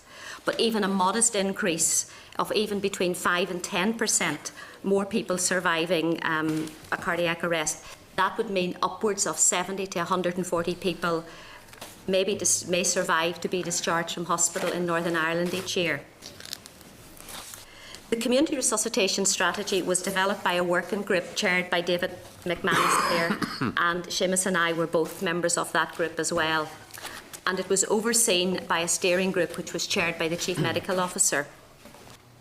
The working group included representatives from DHSSPS, health and social care bodies, community and voluntary bodies involved in resuscitation training, as well as representation from several other departments, including DCAL, Education, DARD, DSD and DETI. And as I said, the strategy was launched in July 14. The vision of the strategy was to increase the survival of those who suffer an out-of-hospital cardiac arrest to the highest level that could be achieved across Northern Ireland. And to help us achieve that vision, there were 7 objectives. And I'll just read the 7 if that's okay. First one, to raise public awareness of the importance of early recognition of an out-of-hospital cardiac arrest and the importance of early intervention. Secondly, to encourage members of the public to intervene in the event of an out-of-hospital cardiac arrest. 3, to increase the availability and access to appropriate and effective CPR training provision across Northern Ireland. 4, to achieve a high uptake of this training. 5, to make the most efficient use of resources currently available to support community resuscitation training. 6, to improve the availability of and access to automated external defibrillators that are currently in place across Northern Ireland. And 7, to enhance the capacity of the information systems to capture and provide key information on out-of-hospital arrests and the patient outcomes. We certainly would like to see as many people as possible trained to perform CPR and ideally to use a defibrillator in order to potentially be able to help any individual who suffers a cardiac arrest. But it's important to note that participation will always be voluntary. Individuals have to want to be trained in CPR, and individuals, even those who are trained in CPR, have to be willing to act if someone has a cardiac arrest in front of them. So, following publication of the strategy, the Department of Health has asked the Health and Social Care Board, the Public Health Agency and the Northern Ireland Ambulance Service to establish and lead a regional implementation group to take forward the actions in the strategy. And that group has been established and it is chaired by Dr McManus and comprises a range of stakeholders from the private, public, voluntary and community sectors. The implementation group has identified a number of work streams that need to be taken forward and has established subgroups to progress them. And the subgroups include a CPR training group led by the Northern Ireland Ambulance Service, an AED and public access defibrillation group also led by the Ambulance Service, a communication group led by the Public Health Agency and a data and information group led by the Health and Social Care Board. These groups have met to progress the various work streams and will be reporting back to the next meeting of the implementation group, which is scheduled to take place early in June. So just a little on CPR training. There's currently a lot of CPR training taking place throughout Northern Ireland. It's provided by a range of organisations and companies. And a good example of that is the British Heart Foundation's Heart Start scheme, which has been implemented by the Trust Community Resuscitation Development Officers, who train school staff to deliver training to the pupils. They train community instructors to deliver training to members of their community. And they also train a range of organisations to deliver training to their members and other employees. It would be impossible for professional trainers to physically train a very large proportion of the population themselves. Therefore, it is envisaged that a cascade training model will be used. And it is likely, however, that that will take a few years for it to be fully developed and implemented within the community. The use of the cascade training model has been tested locally, and in 2011 a pilot scheme to test a model of cascade training was led by the Department of Health. The pilot was designed to test the feasibility of training a number of volunteers in emergency life support skills and how to use an AED to a level where they could cascade that training down to others. The volunteers were from organisations involved in sport, including the IFA and the GAA and some district councils.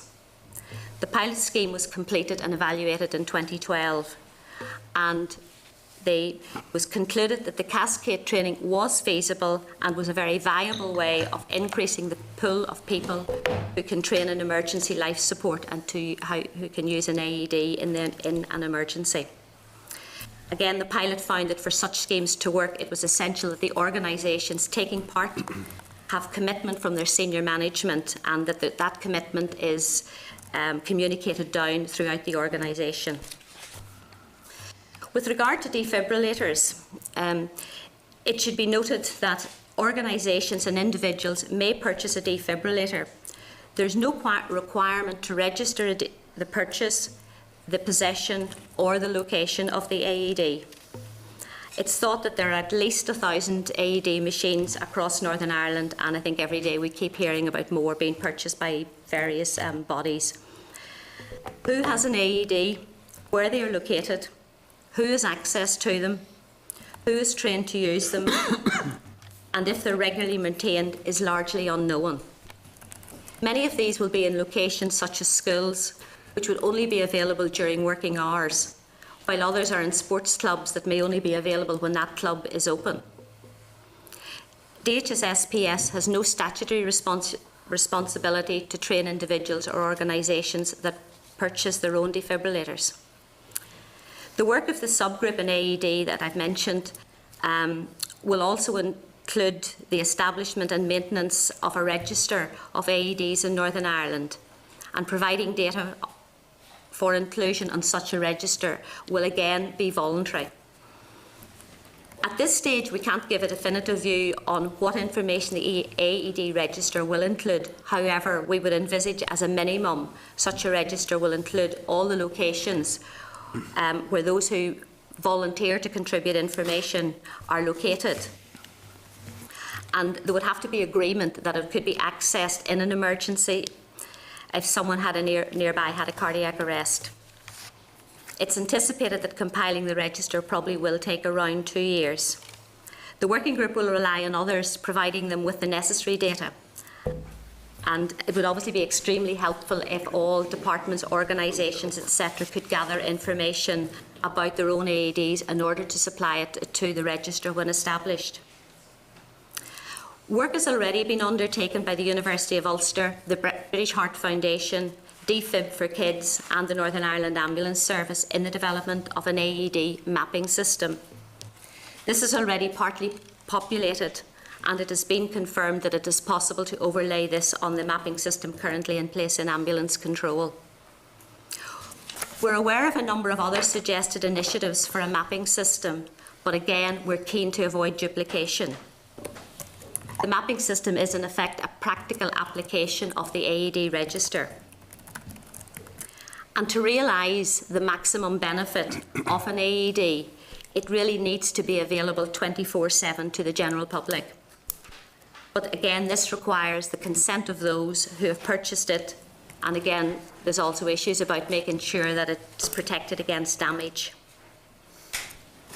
So just to conclude, by definition, the community resuscitation strategy has to be a collaborative effort involving the active participation of many people in all walks of life. Continued partnership working will be important in the long-term success of the strategy. And it's not just about the interventions of health and social care, it is about the whole community getting actively involved. At present, CPR training is not mandatory in schools, but it would be a good thing if, for example, all pupils could receive CPR training in primary school and at secondary school. Over the longer term, this would be a way of ensuring that a large percentage of the population would at least have basic knowledge of CPR and that they could use it in the event of encountering an emergency. The whole spectrum of public bodies, including government departments, can lead by example and can provide training, CPR training to their staff. And in DHSSPS, we have just developed a training scheme to enable all staff members receive CPR training and training in the use of an AED. A number of staff have volunteered to be trained or to become trainers, and they will then in turn cascade that training down to other members of staff. And the training was just happened yesterday and today. And this training model will be reviewed and revised, and if necessary, or revised if necessary, and could be shared with other departments to encourage them to implement a similar scheme for their staff. So there's still much work to be done across Northern Ireland before we've got full implementation, and this will take time to be achieved. However, there has been quite a bit of progress and work already happened in terms of training both in CPR and in AED skills. Thank you. Thank you indeed. One question occurred to me there. You're saying that there are about 1,000 probably across. Well, I think we don't act. There was just a ballpark guess. Yeah. Okay. Well. Yes. Very much. Is there any concept of, and it'll depend obviously on demographics, rural, urban, all of these things. What would be the number that would be required to give a appropriate level of coverage across Northern Ireland. Has anybody done that estimate? I will maybe defer to David in a second. I think there's an awful lot of factors involved there. Yes. And I think one of the things is accessibility. Yes. You know, lots of people and organisations have bought them, and we would commend them for that. But it's very often for their own use. Are they prepared to make them available to their local community? You know, so if they're available 24/7, that may take a lot less than if they're only available within a school when the school's open, or within a sports club when it's open, etc. But I don't know if you have... I think in an ideal situation, it would take a huge number of defibrillators. Approximately 80% of out-of-hospital cardiac arrests occur in patients' homes, and to be able to provide access to an AED, an automatic defibrillator, within a very short space of time, within a few minutes, would be a huge task. Not saying it's impossible. There has been a tendency in past years to focus on areas where there are a lot of people who pass through, such as shopping centres, the airports, railway stations, and so on. And in England, the Resuscitation Council would suggest that you should have one where there's a likelihood of at least one cardiac arrest occurring every few years. And there have been some notable successes with the use of the defibrillators in those environments. But to maximise the benefit and the successful outcomes, they really need to be where the people live and the people work. And that would, you know, equate to a huge number. I couldn't give you an exact figure, but a really substantial number of defibrillators, plus then the people who are willing to use them. And I think the willing to use is that. I think the other thing that it's not just about defibrillators, it's about people having the CPR skills where they can do the chest compressions to a point until help arrives, because that's core really to maintaining some kind of circulation around the body as well. So. Thank you. Dominic? Yes, thanks very much, Chair. And thanks very much for your presentation. Can you tell me what are the various steps that you intend to take to implement the strategy? Maybe I'll defer to, but the implementation is with the Public Health Agency, the Health and Social Care Board, and the Northern Ireland Ambulance Service. And as I've said, they have set up a number of subgroups, each taking forward a different area, one in AEDs, one in CPR, other things around communication, etc. And that their currently work is ongoing in that. So, and they will be reporting back to the next meeting of the implementation group in June. I mean, those are the key areas that we need to work on, but I think it's important to recognise that there is a huge amount of good work already going on out in the community through various providers, voluntary ambulance services being a good example, sports organisations, employers, and so on and so forth. And it would not be our intention to stop that and replace that, but to develop that and enhance that further. And I don't for one moment underestimate the size of that task, but to be able to coordinate it in some way, because it's very disparate at the moment, being provided by a huge range of training organisations and providers, and then trying to give some oversight coordination as part of the regional strategy. And that we have to give that huge focus, and I know the subgroup have been looking at that already. The group that's looking at the AEDs, they too have a huge task because we know there are a significant number out there, and it's to try and get some kind of knowledge and database that we can translate to our mapping system. That work is ongoing, has already started. And then people who purchase defibrillators moving forward to be able to get some procedure and agreement in place where at least they would be asked to register those, and there are various ways in which they can be made available for public access. The other piece of work that NIAS has already undertaken, and again we hope we'll be able to bring it under the umbrella of the strategy, is community responder schemes. And certainly we are facilitating about 13 of these schemes in various areas, mainly in rural areas across the country, and obviously we want to develop those further and to facilitate the introduction in those communities who wish to do so. And in fact there are two more communities who have approached us about facilitating their responder schemes. Okay. Just one other question, Chair, if you will allow me. Two of the things you mentioned there during the presentation, Dr. Boyle, was that people need to want to train or be trained, and people need to want to be willing to act when the situation arises.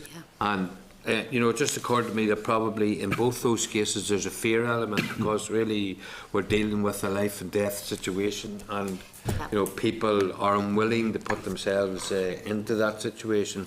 Is there any work being done? And I saw the advert on TV, the Staying Alive one, I think it was called. It was very good. It was quite short and to the point. Is there any work being done in sort of breaking down that sort of fear around the resuscitation situation? Well, as we move forward in training more people, I think, you know, we need people to come forward to be trained, and I think, in fairness, lots of people in the community are willing. And by further developing the cascade training, I gave the example of what we'd used with the IFA and GA and councils, and you know, they again, it was within the organisation how they organised it, and they all did it very well and delivered it down. And part of that is about, you know, the training is you can only help the person, and it's important to act and act quickly. And now, as I said, we have a communication subgroup in the Public Health Agency, and as you know, they do various awareness programmes, and I would expect that will be part of it, perhaps an ad or something, but that's not just, I can't really speak for them, but I would, as things normally happen, there would be, you know, promotional ads and whatever. Yeah, and I mean, I think if it becomes embedded in the education system, you know, from say upper primary school up through secondary, you know, that would be a major contributor to breaking down that sort of fear around it. Over time, that will give us a significant number of the population with exposure to it, and as children do, they will go home and share it with their parents as well and tell them what they've learnt. But I think it's a multi-pronged approach to it. There's that, you know, and we're getting it, you know, in local communities or in sports organisations, community groups and so on. So Sorry, James. Just part of the development of the strategy was a literature review, and we were aware that there is reluctance on part of some people to intervene when somebody is collapsed in the street, and part of the literature review tried to get a better understanding of the kind of mental barriers that are holding people back.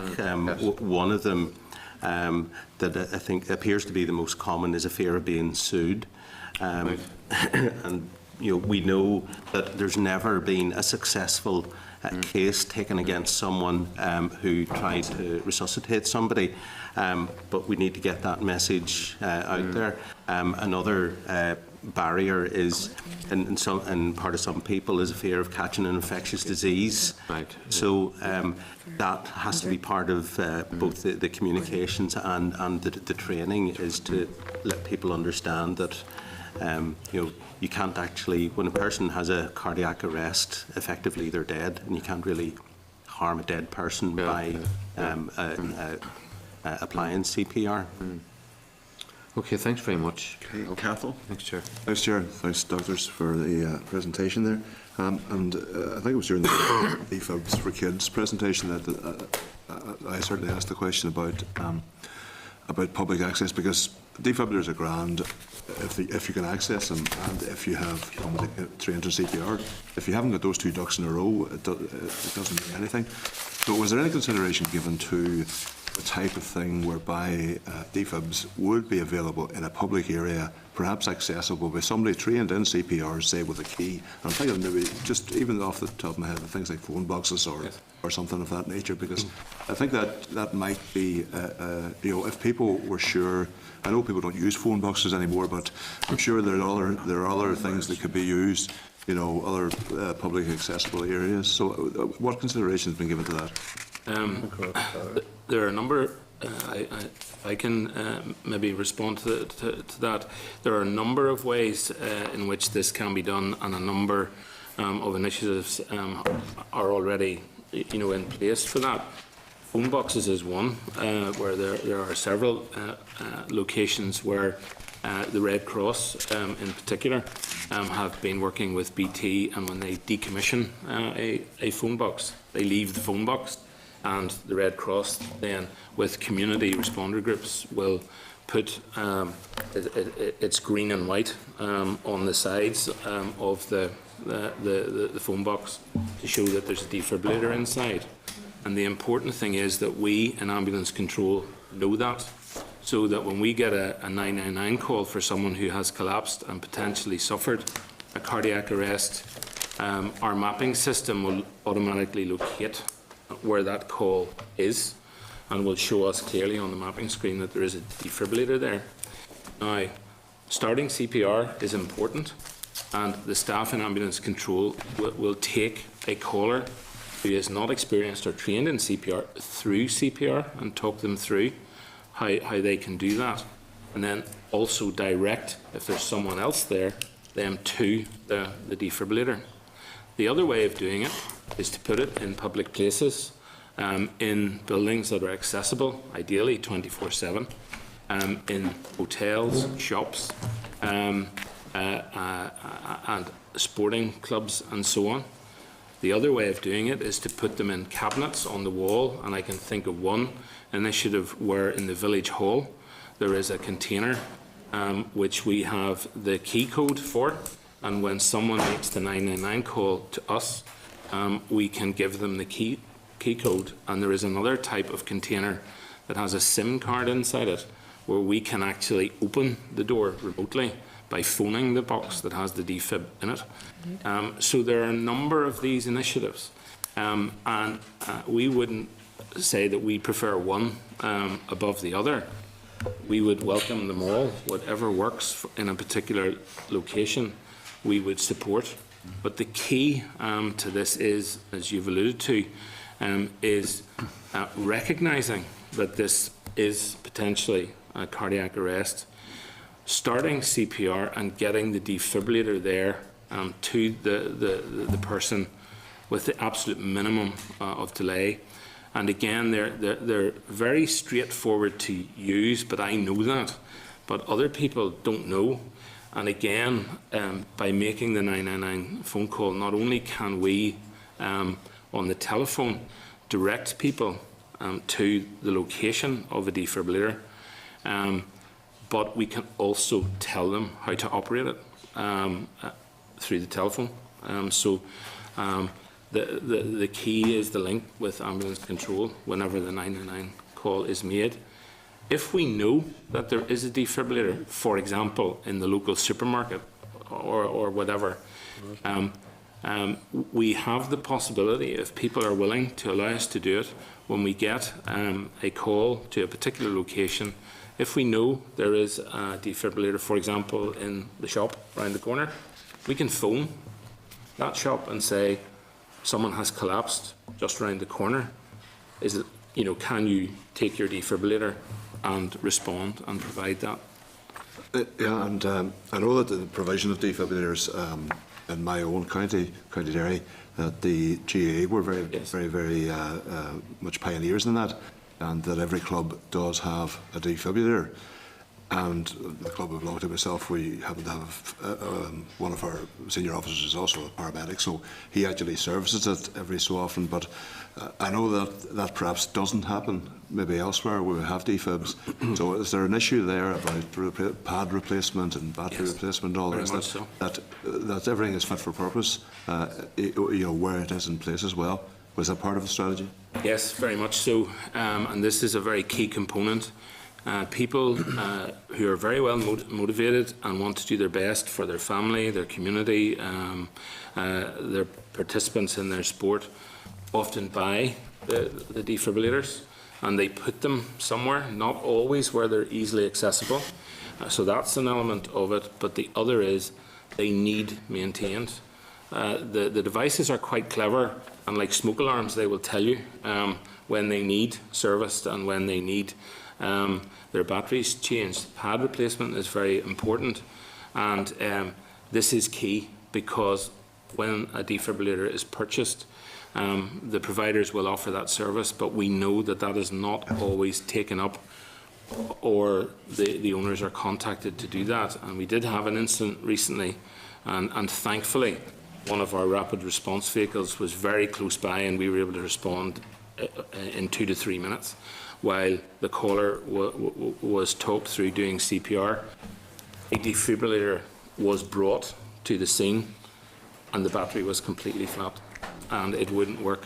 So I agree completely with you, and this is a key element of the work of the AED subgroup. And one of the other elements is the provision by us, and we've made a proposal for funding for a team of community resuscitation development officers who could in fact oversee that, where if we know where the defibs are and who is responsible for the defibrillators, we can ensure that there is a regular programme of them being checked and serviced and batteries and pads replaced. Okay, Chair, just one last. I know that some of the people who actually provide some of the training, such as the BHF or DFIB for Kids or even GA, they're all volunteer charity groups. Yes. Is there any funding there for CPR training available, or how is that to be delivered? There's been no additional funding put into this, and I think there is already, as I've said, some community development resuscitation officers out in the trust who, for example, provided to schools and others. And part of the work is also harnessing what's already happening out there and trying to get it delivered in a more coordinated way. It's going, and as I said, you can never have people employed to deliver training to everyone. We will be relying on the cascade training, people volunteering to be trained. And for example, in a club, you could have half a dozen people trained to a level where they can cascade the training to others. And they then could get the update training, for example, on an annual basis and be up to date and deliver it and even update others. So it's it's within the existing resources that are there that we're trying to progress this. And as I mentioned earlier, the Northern Ireland Ambulance Service has made an investment proposal to the Regional Health Board for funding for a small team of community resuscitation development officers whose responsibility will be to facilitate such training, be it cascade or otherwise, add some oversight, some support, some review, encouragement, development, liaison with communities, organisations and so on. We await the decision regarding the funding. Key to all of this, if you did get it into the schools, that would answer a lot of the issues there. Yeah. Well, I think it currently is in a lot of schools now, because there's the scheme sort of devised by the Heart Start, which is British Heart Foundation, and it is the trust CRDOs who deliver that training in the schools. Not every school has it, and I think there are other providers as well that go into some of the schools. But there's a sizable number of schools who have been very actively engaged in it. Very good. Thank you, Chair. Oliver, Yes, Chair, thank you, and you're very welcome. Can I first of all congratulate the ambulance service and the work that they do and continue to do, and I know through the first responders, because I was sort of declaring interest in a way that I was involved in one in the Mid Glen's, setting up of it. I see one of the pivotal things here is to get any purchases made must be registered. You buy a TV today, it's registered for your licence immediately. And same with fire extinguishers, they're registered. I think if the purchases were registered, then it would make the job a lot easier, and I'm sure you'd agree with that. That's one of the drawbacks I find in that there. The other thing in the fear of being sued, I think we'll have to look at possibly the law that's just been passed in England and Wales. I think that law needs to come in, even if there was opposition to it from some quarters in England when in the run up to the bill, it did come in, and I think that needs to come in. And that would give comfort to people as well. And I would agree with you, even the way it is today, the courts would take a very sympathetic view on anybody if anything happened. First responders, I think now, this is not a criticism, I think there needs to be more publicity on first responders. Now, if I mention, I know I did say this to some people at home when I was researching this for the debate on Tuesday, and they asked me what first responders, what were they, or what were they about. There's an element that don't know about it, and I think this all has got to be in people's lips. You know, we have this team here, and when you look around it geographically, there is a good spread. I know most of those areas that are in fall outside the 8 minutes. And this has got to be told in well, but some way, even if it has to be done from a local level through development groups or something like that, that message has got to get out to publicise that you have first responders, because most of them have the AEDs, correct? I know in our own area there's 2 of them outside shops, another one at the nursing home. So really, I think number one, purchases have to be registered immediately as to who bought them, where they're going, and who's responsible for them. That's got to be done.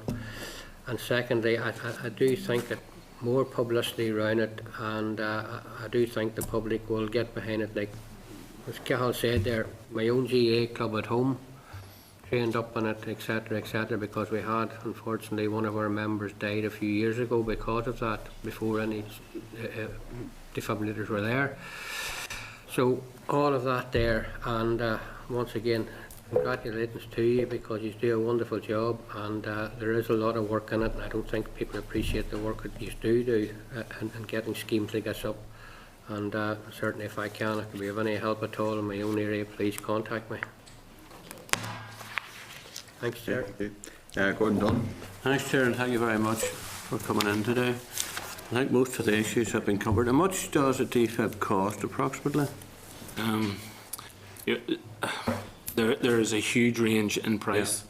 Yeah. There are single-use disposable versions which will cost £200, £300 that are sealed, and the battery runs out after 4 or 5 years if it's not used, and you replace it. The ones that are commonly used range in price from about £800 to £1,500, depending on the model and whether it has a screen and whether it will talk you through CPR and so on. But that's the kind of price range that you're talking about. Do you think more should be done to get supermarkets, etc., like Asda, to engage in the provision of DFibs for the public use? Yes, I think that would be helpful. And going back to the question that the chairman asked at the beginning, the more the better, because it increases the availability to the community. But so Asda, other chains as well. But I think, as we said in the opening remarks, the key is not just in those facilities, not having them just within, say, the shopping centre or the supermarket, but to make it available to the community outside of the supermarket, and ideally on a 24/7 basis, if at all possible. But every little bit helps, so to speak. Okay. During the debate this week, there is part of the proposal talking about an interactive map, and obviously a register. Does the Northern Ireland Ambulance Service have the resources to update that and maintain it? That, to me, is a real challenge. There are a number of people who are working at that, but they're doing it in addition to their normal job roles because of their commitment and their interest in this, and all credit to them. But we would see that as being part of the role of this team of community resuscitation development officers to liaise with the suppliers of DFIBs, those who purchase them, to actually maintain the mapping system, and that work has already started. But as I say, it's in addition to current job roles, and part of our submission is to dedicate people to that task. Okay, just to clarify a point, Chair, just the risk of people using them that are not trained, is that a real concern? No. Again, depending on the model that you purchase, there are some that are designed to be used by trained people. But as I said in response to a previous question, they are very intuitive. And when I'm delivering training, I often say to people when we're about to demonstrate and teach them how to use an AED, there are only two things you need to know how to use an AED. Is how to turn it on, and even some of them will do that themselves whenever you open the case. And the second thing is you do what the machine tells you. That's all you need to know. And if you're on the phone to ambulance control, having hopefully made the 999 call at the same time, our call takers will advise you, if it's a mobile phone, to put it on speakerphone and put the phone beside you or beside the person who has collapsed, and they will tell you how to operate the AED. So formal training in its use is not necessary. Okay, thanks very much. Thanks, Chair. Basil McRae. Yeah, you just stole my thunder there. I was going to ask you, how hard can it be? Is it not just stand clear, zap, zap? I don't know, that's the movies you're watching again. Watching on TV. That's your Xbox. Is that the technical term? I'm glad we've got a nurse at Stormont. It's actually even more simple. See, now you all laugh. Listen. Yes, simple, Basil. Yes, simple. It is even more simple, and technology moves on. There are models of defibrillator that, when they are turned on, will actually call us to tell us that they have been activated. For example, that's not in common use, but that technology exists. The machine, when turned on, newer models of the machine will actually take you through CPR and will tell you if you're doing it properly or not, and will tell you to press harder, press quicker, slower, whatever. And the machine will tell you how to place the pads on the person's chest, and the machine will tell you when it's ready to deliver a shock, when one is necessary. A button on it will flash, and it will tell you to press the flashing button. And so that's all you have to do. Yeah. I will just say, because I provoked some merriment from my colleagues here, that I think I've informed them, but since they laughed, is that my office has actually bought 2 defibrillators. You know, we've bought 2. Very good. And given them out. And also have been in the unfortunate position of having to give CPR to someone that, unfortunately, I wasn't able to do anything, but you know, you reached back to do it. So the question really, Oliver mentioned a situation about requiring registration of these devices when purchased. I mean, I think it's a really good idea. Does it happen, or? Well, there's no requirement to tell anybody that you own one. I mean, anybody can go out and buy one, and you've said about buying 2. There's no requirement to register them. Even if they, well, that would be one way. Even if they were registered, if somebody said, I bought it for my personal use, I mean, it's not there for anybody. I think the bigger issues is about accessibility of this machine. Will it be available outside a shop or wherever, in a phone box? And are there people around in the locality who have been trained to use it? So just to deal with the first thing about the registration, nobody's making it compulsory. No. But it would be a good idea, would it not, to get a list of who's got them. And if people want to say, look, it's for my use, I'm not going to share them, fair enough. But you might even do a package together that, look, we'll give you for £5, we'll give you a phone every year to check is it okay or whatever. I just think that there's something at the nub where we could do. I think we'd all want to see some them And how would we go registered. about doing that?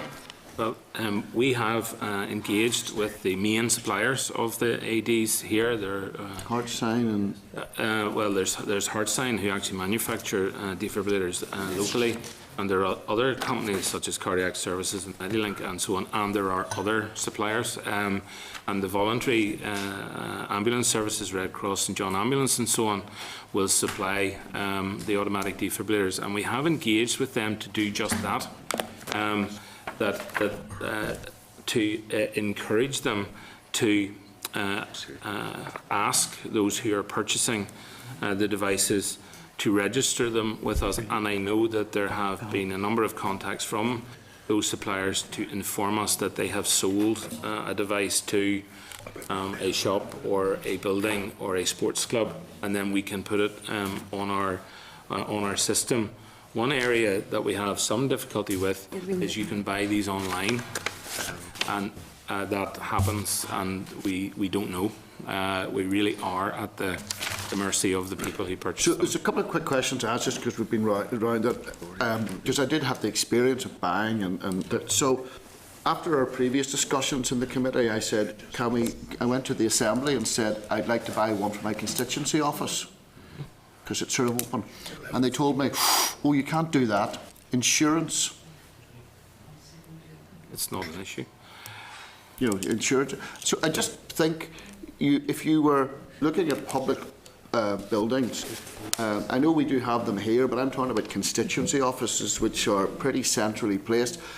We might pick it up separately about saying that we can do it, because it is to do with the issue about people, being worried about, are you going to be sued? Are you going to do it wrong? Should you not give it a go? The whole idea about it being a first responder is a first responder is not necessarily a trained person. First responder is whoever's there at the time. This is a very real concern, and we get this from the owners of property. We get them from clubs, sports clubs and other clubs. And there is a real anxiety there, and Seamus has mentioned some, but one of the anxieties is doing harm. Yep. If you do nothing, the person will die. You can only do good. And I think it's important to say there is a balance in this, because there is a risk of you being sued potentially if you do nothing. Yep. If you fail to intervene, there is a risk associated with that, and I think we have to clearly state that. And the risk is much less, and particularly to the individual.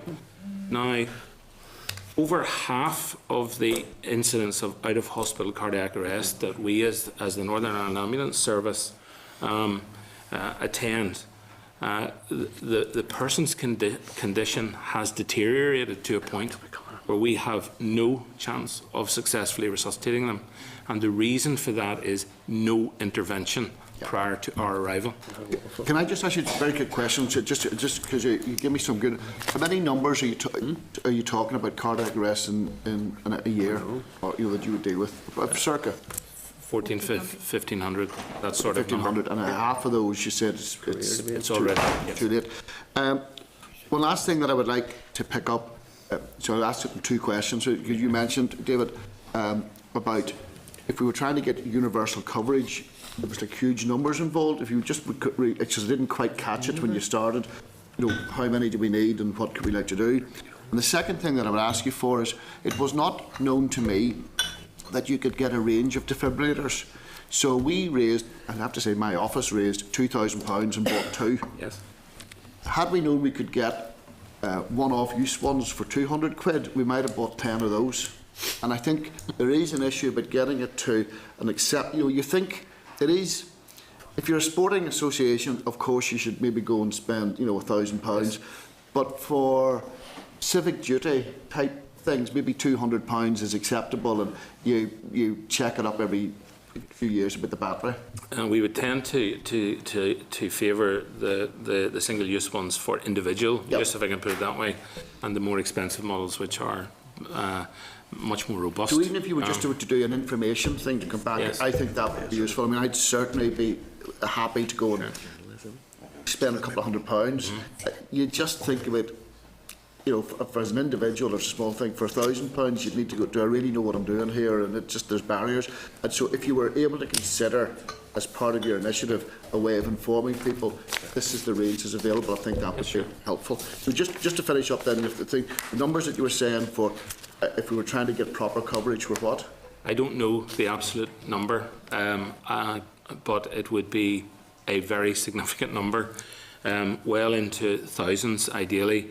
As I said before, the small numbers certainly for those places where there is a high footfall, so-called, where lots of people pass through or gather, but 80% of out-of-hospital cardiac arrests occur in patients' homes or where they work. So again, if we had one in every place of employment where there was a certain number of employees, for example, or to where the public had access, but then when you come to people in their homes, how many? As many as possible would be the answer, be they in every street corner and every corner shop and whatever, within a radius of 2 to 3 minutes of everybody would be the ideal. That would be a lot. I think there's still, there's still a lot of defibrillators out, and it was raised earlier about the supermarkets of that, and it's just, we're aware through the Henderson Group, who are Spar and Vivo, I think, but they have a proposal where they want to buy a defibrillator for every one of their stores or shops, which are mainly out in, well, they're everywhere, but including the rural communities, and there's something like 400 of them. Very good. The intention would be that they would put them outside the shop, that it would be available 24/7. So even that would be a significant improvement for community access. Just the last thing I want to say on it. We went off and did a survey in Dromore after the thing, and what we discovered is there's about 6, but they were in various states of being hidden. Somebody had left and there's a new business. Nobody knew what to do with it. I do think there's this issue that you raised, that you buy it, you think you've done your bit, and then when you go and look for it or you need it, nobody knows where it is. I think there's a big education exercise required. And if I may, Jared, go back to the comment that was raised.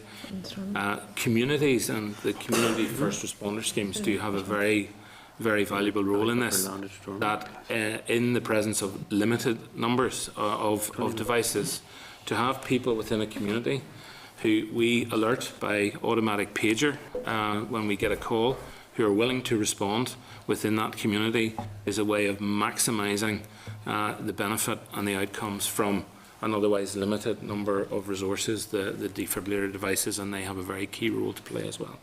Thank you. Rosie McCorley. Thanks, Chair. Thanks for the presentation. Just see, in terms of the whole public awareness, I think that's really key to a lot of it. Where have you got with that in terms of the strategy, and how do you measure if you're making progress?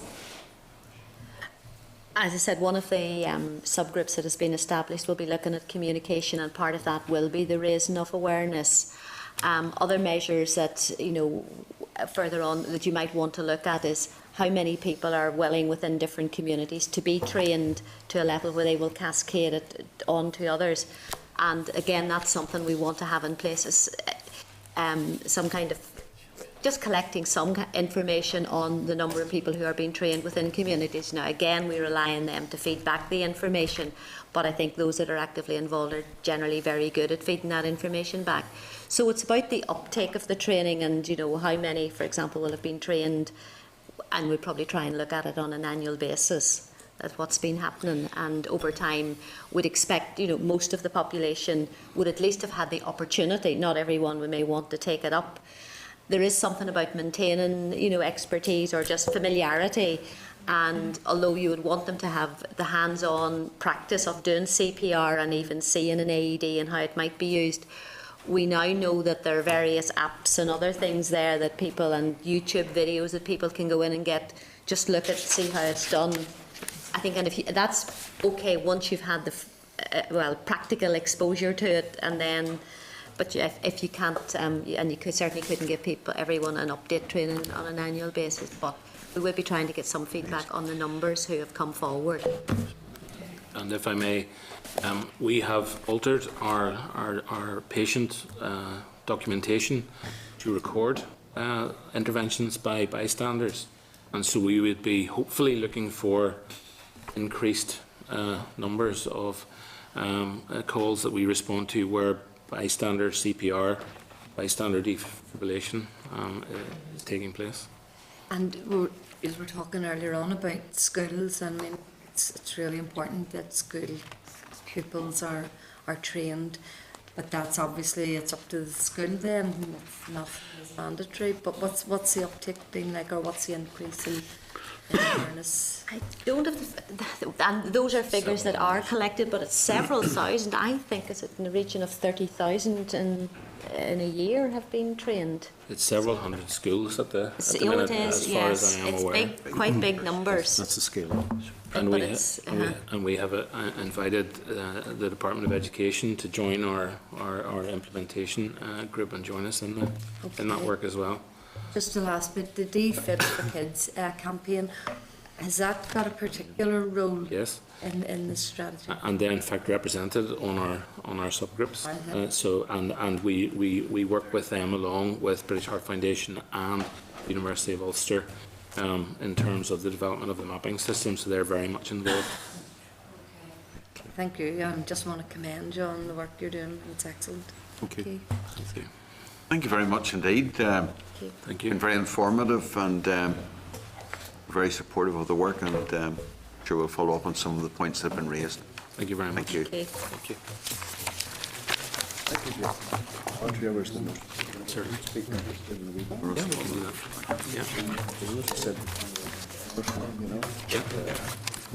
Inadequate probably, but at least we were down, Yes.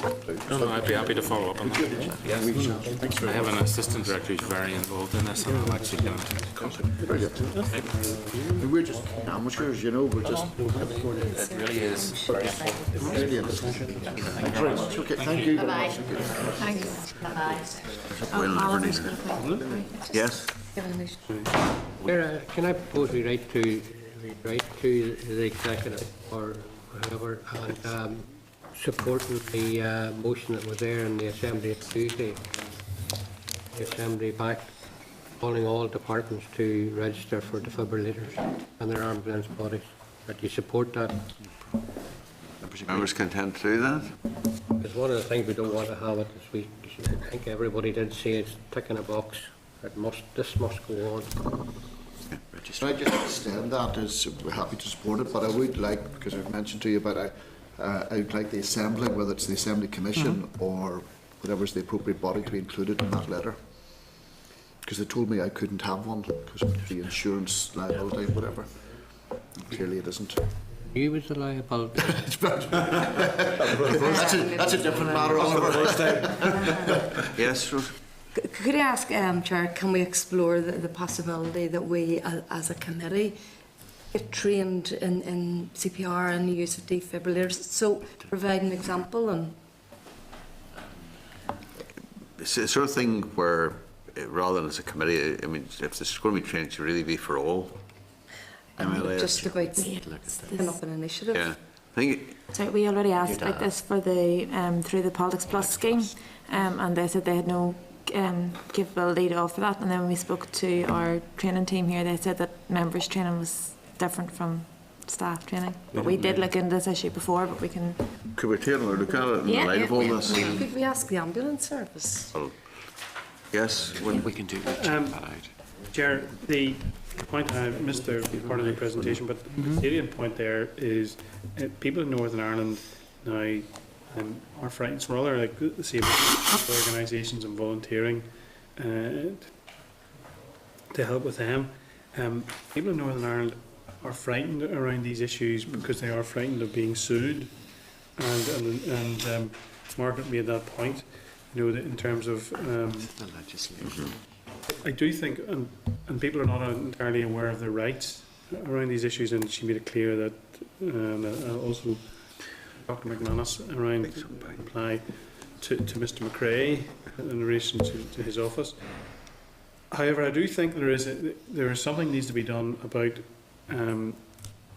legislation or indemnification for the general public, because people will not readily volunteer to help in these scenarios unless they're absolutely sure.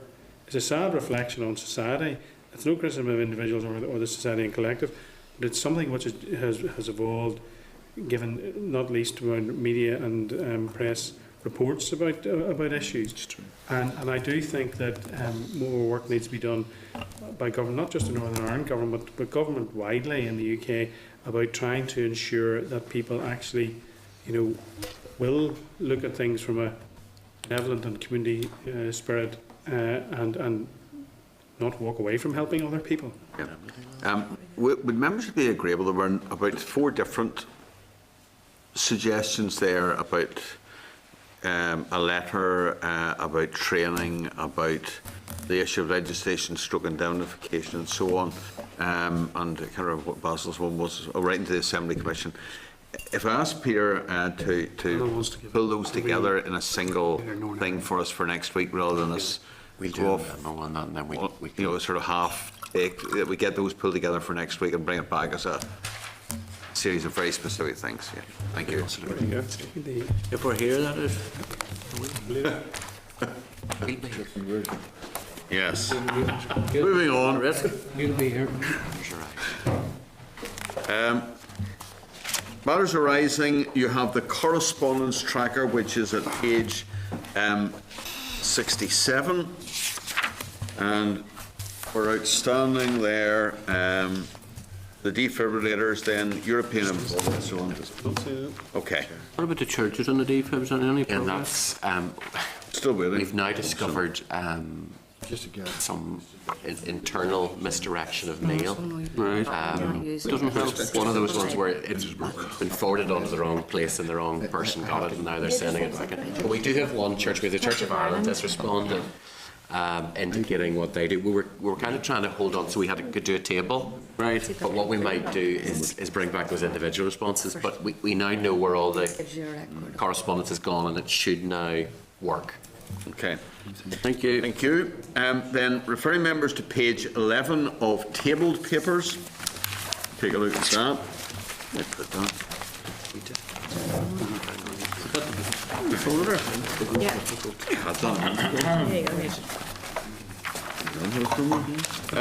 Which is a letter from table paper to view the response from DETI regarding funding provided to NI Screen. DETI committed to £8 million being invested each year over a 4-year period and intends to bid for an additional £2.7 million in the October monitoring round. Invest NI was successful in bidding for additional funds in 14-15 to support the opening door strategy, and expects that the bid for the 15-16 budget will also be successful. Basil? Sorry, I didn't. William talked to me there, so I didn't. Oh, I blame somebody else. Let me assure you, Right. I was merely in listening mode. Right, okay. Members can tend to note that. Great. Correspondence I'll then. come back to it. Referring members to the Hansard at page 16 of the Dard Fisheries Bill. Members will recall a briefing regarding the Fisheries Bill earlier this year. This bill is a joint piece of legislation between Dard and DCAL. Dard officials attended the ARD committee and provided those members with an update on the progression of the bill. It's a joint bill, and the ARD committee have shared their Hansard of this briefing with the CAL committee members. The Hansard from the CAL committee briefing has also been shared with the ARD committee members, and reminding members that the draft bill is not yet available, and you're asked to note that. Then, for listeners of Radio Foyle, or potential listeners, good news. Correspondence at page 80 from BBC NI regarding the digital transmission of Radio Foyle. BBC NI have confirmed a permanent slot for Radio Foyle, and this will increase the availability of the station in this area. And an event to launch this new service is planned for June, and members of the committee will receive invites shortly. It is, sir. Yes. You get it in Freeview, I discovered. Yeah. Yes. Essential listening. Sorry? Essential listening. 4 o'clock every Sunday afternoon. Excellent. Referring members to the April edition of the investment strategy for DCAL at page 81. Now, that was deferred last week, so we hope we'd have a chance to take a further look at it.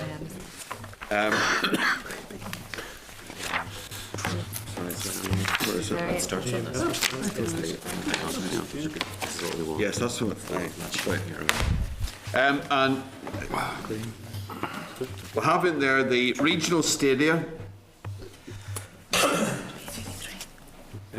Stadium was your last word, I'm listening. Stadia. Replacement of Moira Library. And then up at the top, Radio Fulcha, which is that's the radio station in West Belfast. It's a pre-procurement stage, whatever that means. Tell us a wee bit more about that one then. I don't know. Nothing more about We're all ears. We want to know more about the pre-procurement stage. Well, that's very good. You can ask them. Ask somebody that knows. And then in delivery, regional sports stadiums, and that's it. Okay. Tend to note at this stage. Great. Good. Right. D. Correspondence at page 84 then about the Northern Ireland Public Services Ombudsperson NIPSO bill ad hoc committee regarding the bill. The Florence the committee stage of the bill asking if the CAL committee wishes to submit any written evidence. Members should note that the closing date for written evidence is the 26th of May. Do you wish to provide any comments to this bill? Chair, it's my understanding that... I declare an interest as a member of that ad hoc committee, just so I'm going to submit something. Chair, it's our understanding that the impact on CAL is minimal. Other departments have much bigger impacts where bigger areas are now being brought in, the likes of FEHE and so on. I think there's a lot more discussion around that, but CAL is okay. Largely the same. I think we can park that one. Then E, referring members to memo page 87 in the report from the EDI committee regarding their recent visit, I emphasise the word visit, to Stuttgart, for those who were there, at page 88. The visit formed part of the committee's inquiry into economic growth and job creation in a reduced tax environment. That was as per notification. Yeah, do you want me to? Well, is it relevant to this committee? I don't know where you raised it. I'm just. Well, it's down here. They sent it to us. It was sent to a selection of committees where there was thought to be relevant. I don't think it's pretty relevant. That's okay. I'll not. Brings us on to F then. Referring members to correspondence received from Sport NI, found in your tabled papers at page 14. These are about the road shows, about the Sport NI facilities. Well, that's I was up the meeting where they were doing the preparation for that. There are a number of those across the different council areas, and the dates are there. So members are content to note that, and you may take an interest in the one in your own particular area. To make the point, Chair, it's rather short notice for the North Down Ards area next Wednesday. You'll not be doing that. So just to make the point, What's a sort of small crowd at that meeting? Trying to find when Belfast is. And they're not doing Belfast. Right. They've got all the money. Oh yes, At the House of Sport well, itself. the 1st of June, yes, 7 to 9, right. Okay. Then G is, Catherine will have an interest in this. Correspondence received from the Lindenhall Library at page 18 at table papers. They've received funding from Heritage Lottery to complete a project digitising part of the political collection. Part of the terms and conditions for this funding requires the library to evaluate their project, and therefore the director of the Lindenhall Library has invited members to attend one of the 3 sessions taking place in the library to provide their assessment of the project. I think, Basil, you were at you met Julie Andrews. Julie Andrews at the time as well. Page 18 of the dates and times. When Remember, if anyone wishes, that's open to anyone to attend those. And if you wish to attend, please inform the committee staff. EU newsletters, page 19, noted. Chairperson's business, page 112. Invite from the Belfast and County Down Railway and Museum Trust to their event to mark the 75th anniversary of evacuations of Belfast during the Second World War. It's on Saturday, the 4th of July, at the site of the former Bloomfield Railway Station. More information on this can be found at the top table today and will be held in the committee office. Are members content to note? There's also an invite from Theatre NI to their annual Performing Arts Conference in Sligo on the 11th and 12th of June. I think that's a joint one with the corresponding group in the Republic.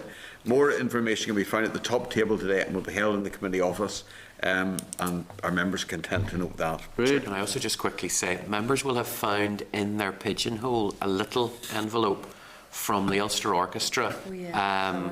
They're doing a concert in Dublin this evening. Yes. Late notice. Yeah, those only came into the office, I think, was it Tuesday? Yeah. Tuesday.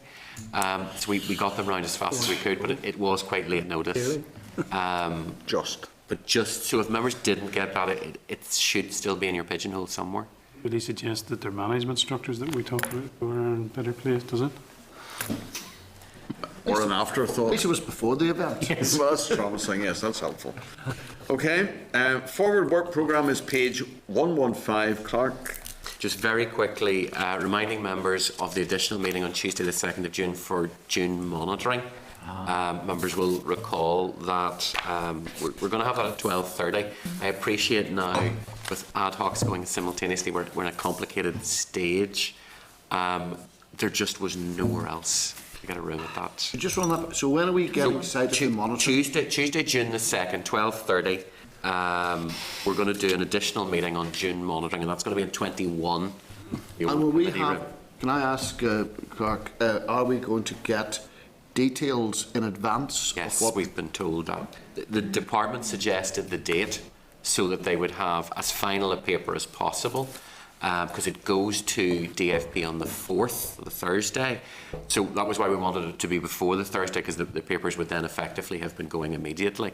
So we anticipate It might not be the day before. we will get papers, but they haven't made commitments to when, but they suggested this date for the briefing. Okay. Sorry, the other one was just Kilbrony. We're pretty much organised now. We've looked at the other location as well, Killowen. So we're just coordinating that and pinning it down now. So that's the 17th and 18th of June, but we'll get out a pack for that fairly quickly. Okay. Thank you. And then any other business? And highlighting to members that the Irish Open Golf will be taking place at Newcastle next weekend. The committee has received no information on the tournament. And tickets? Tickets, no. It says information. Seek members' agreement to write to the decal and Deputy Minister to indicate that the committee stands ready to support the tournament in whatever way it can as an excellent opportunity to showcase sports tourism in Northern Ireland. Are there any other items of business? Chairman, can I apologise for the regular meeting and the extra meeting? I'll be away that week commencing the 1st of June. Assembly business. No, assembly business where? Where is the assembly business? Out of the kingdom. All right. Maybe take it to stab in the dark. Washington, D.C. Yes, moving on quickly. Right. The end time next meeting is Thursday the 20th at 10, room 30. Oh, yeah. We did. No, yeah. Because we've got a very quick closed session just after that, so don't anyone go anywhere yet. Just very quick. Then room 30, and at this meeting, the DECAL Permanent Secretary and the Deputy Secretary will brief the committee on departmental governance issues in Armagh Observatory. Will be the last arm's length body to brief members on their savings delivery plans. Brings us on then to the closed session. Assembly Committee Room 30.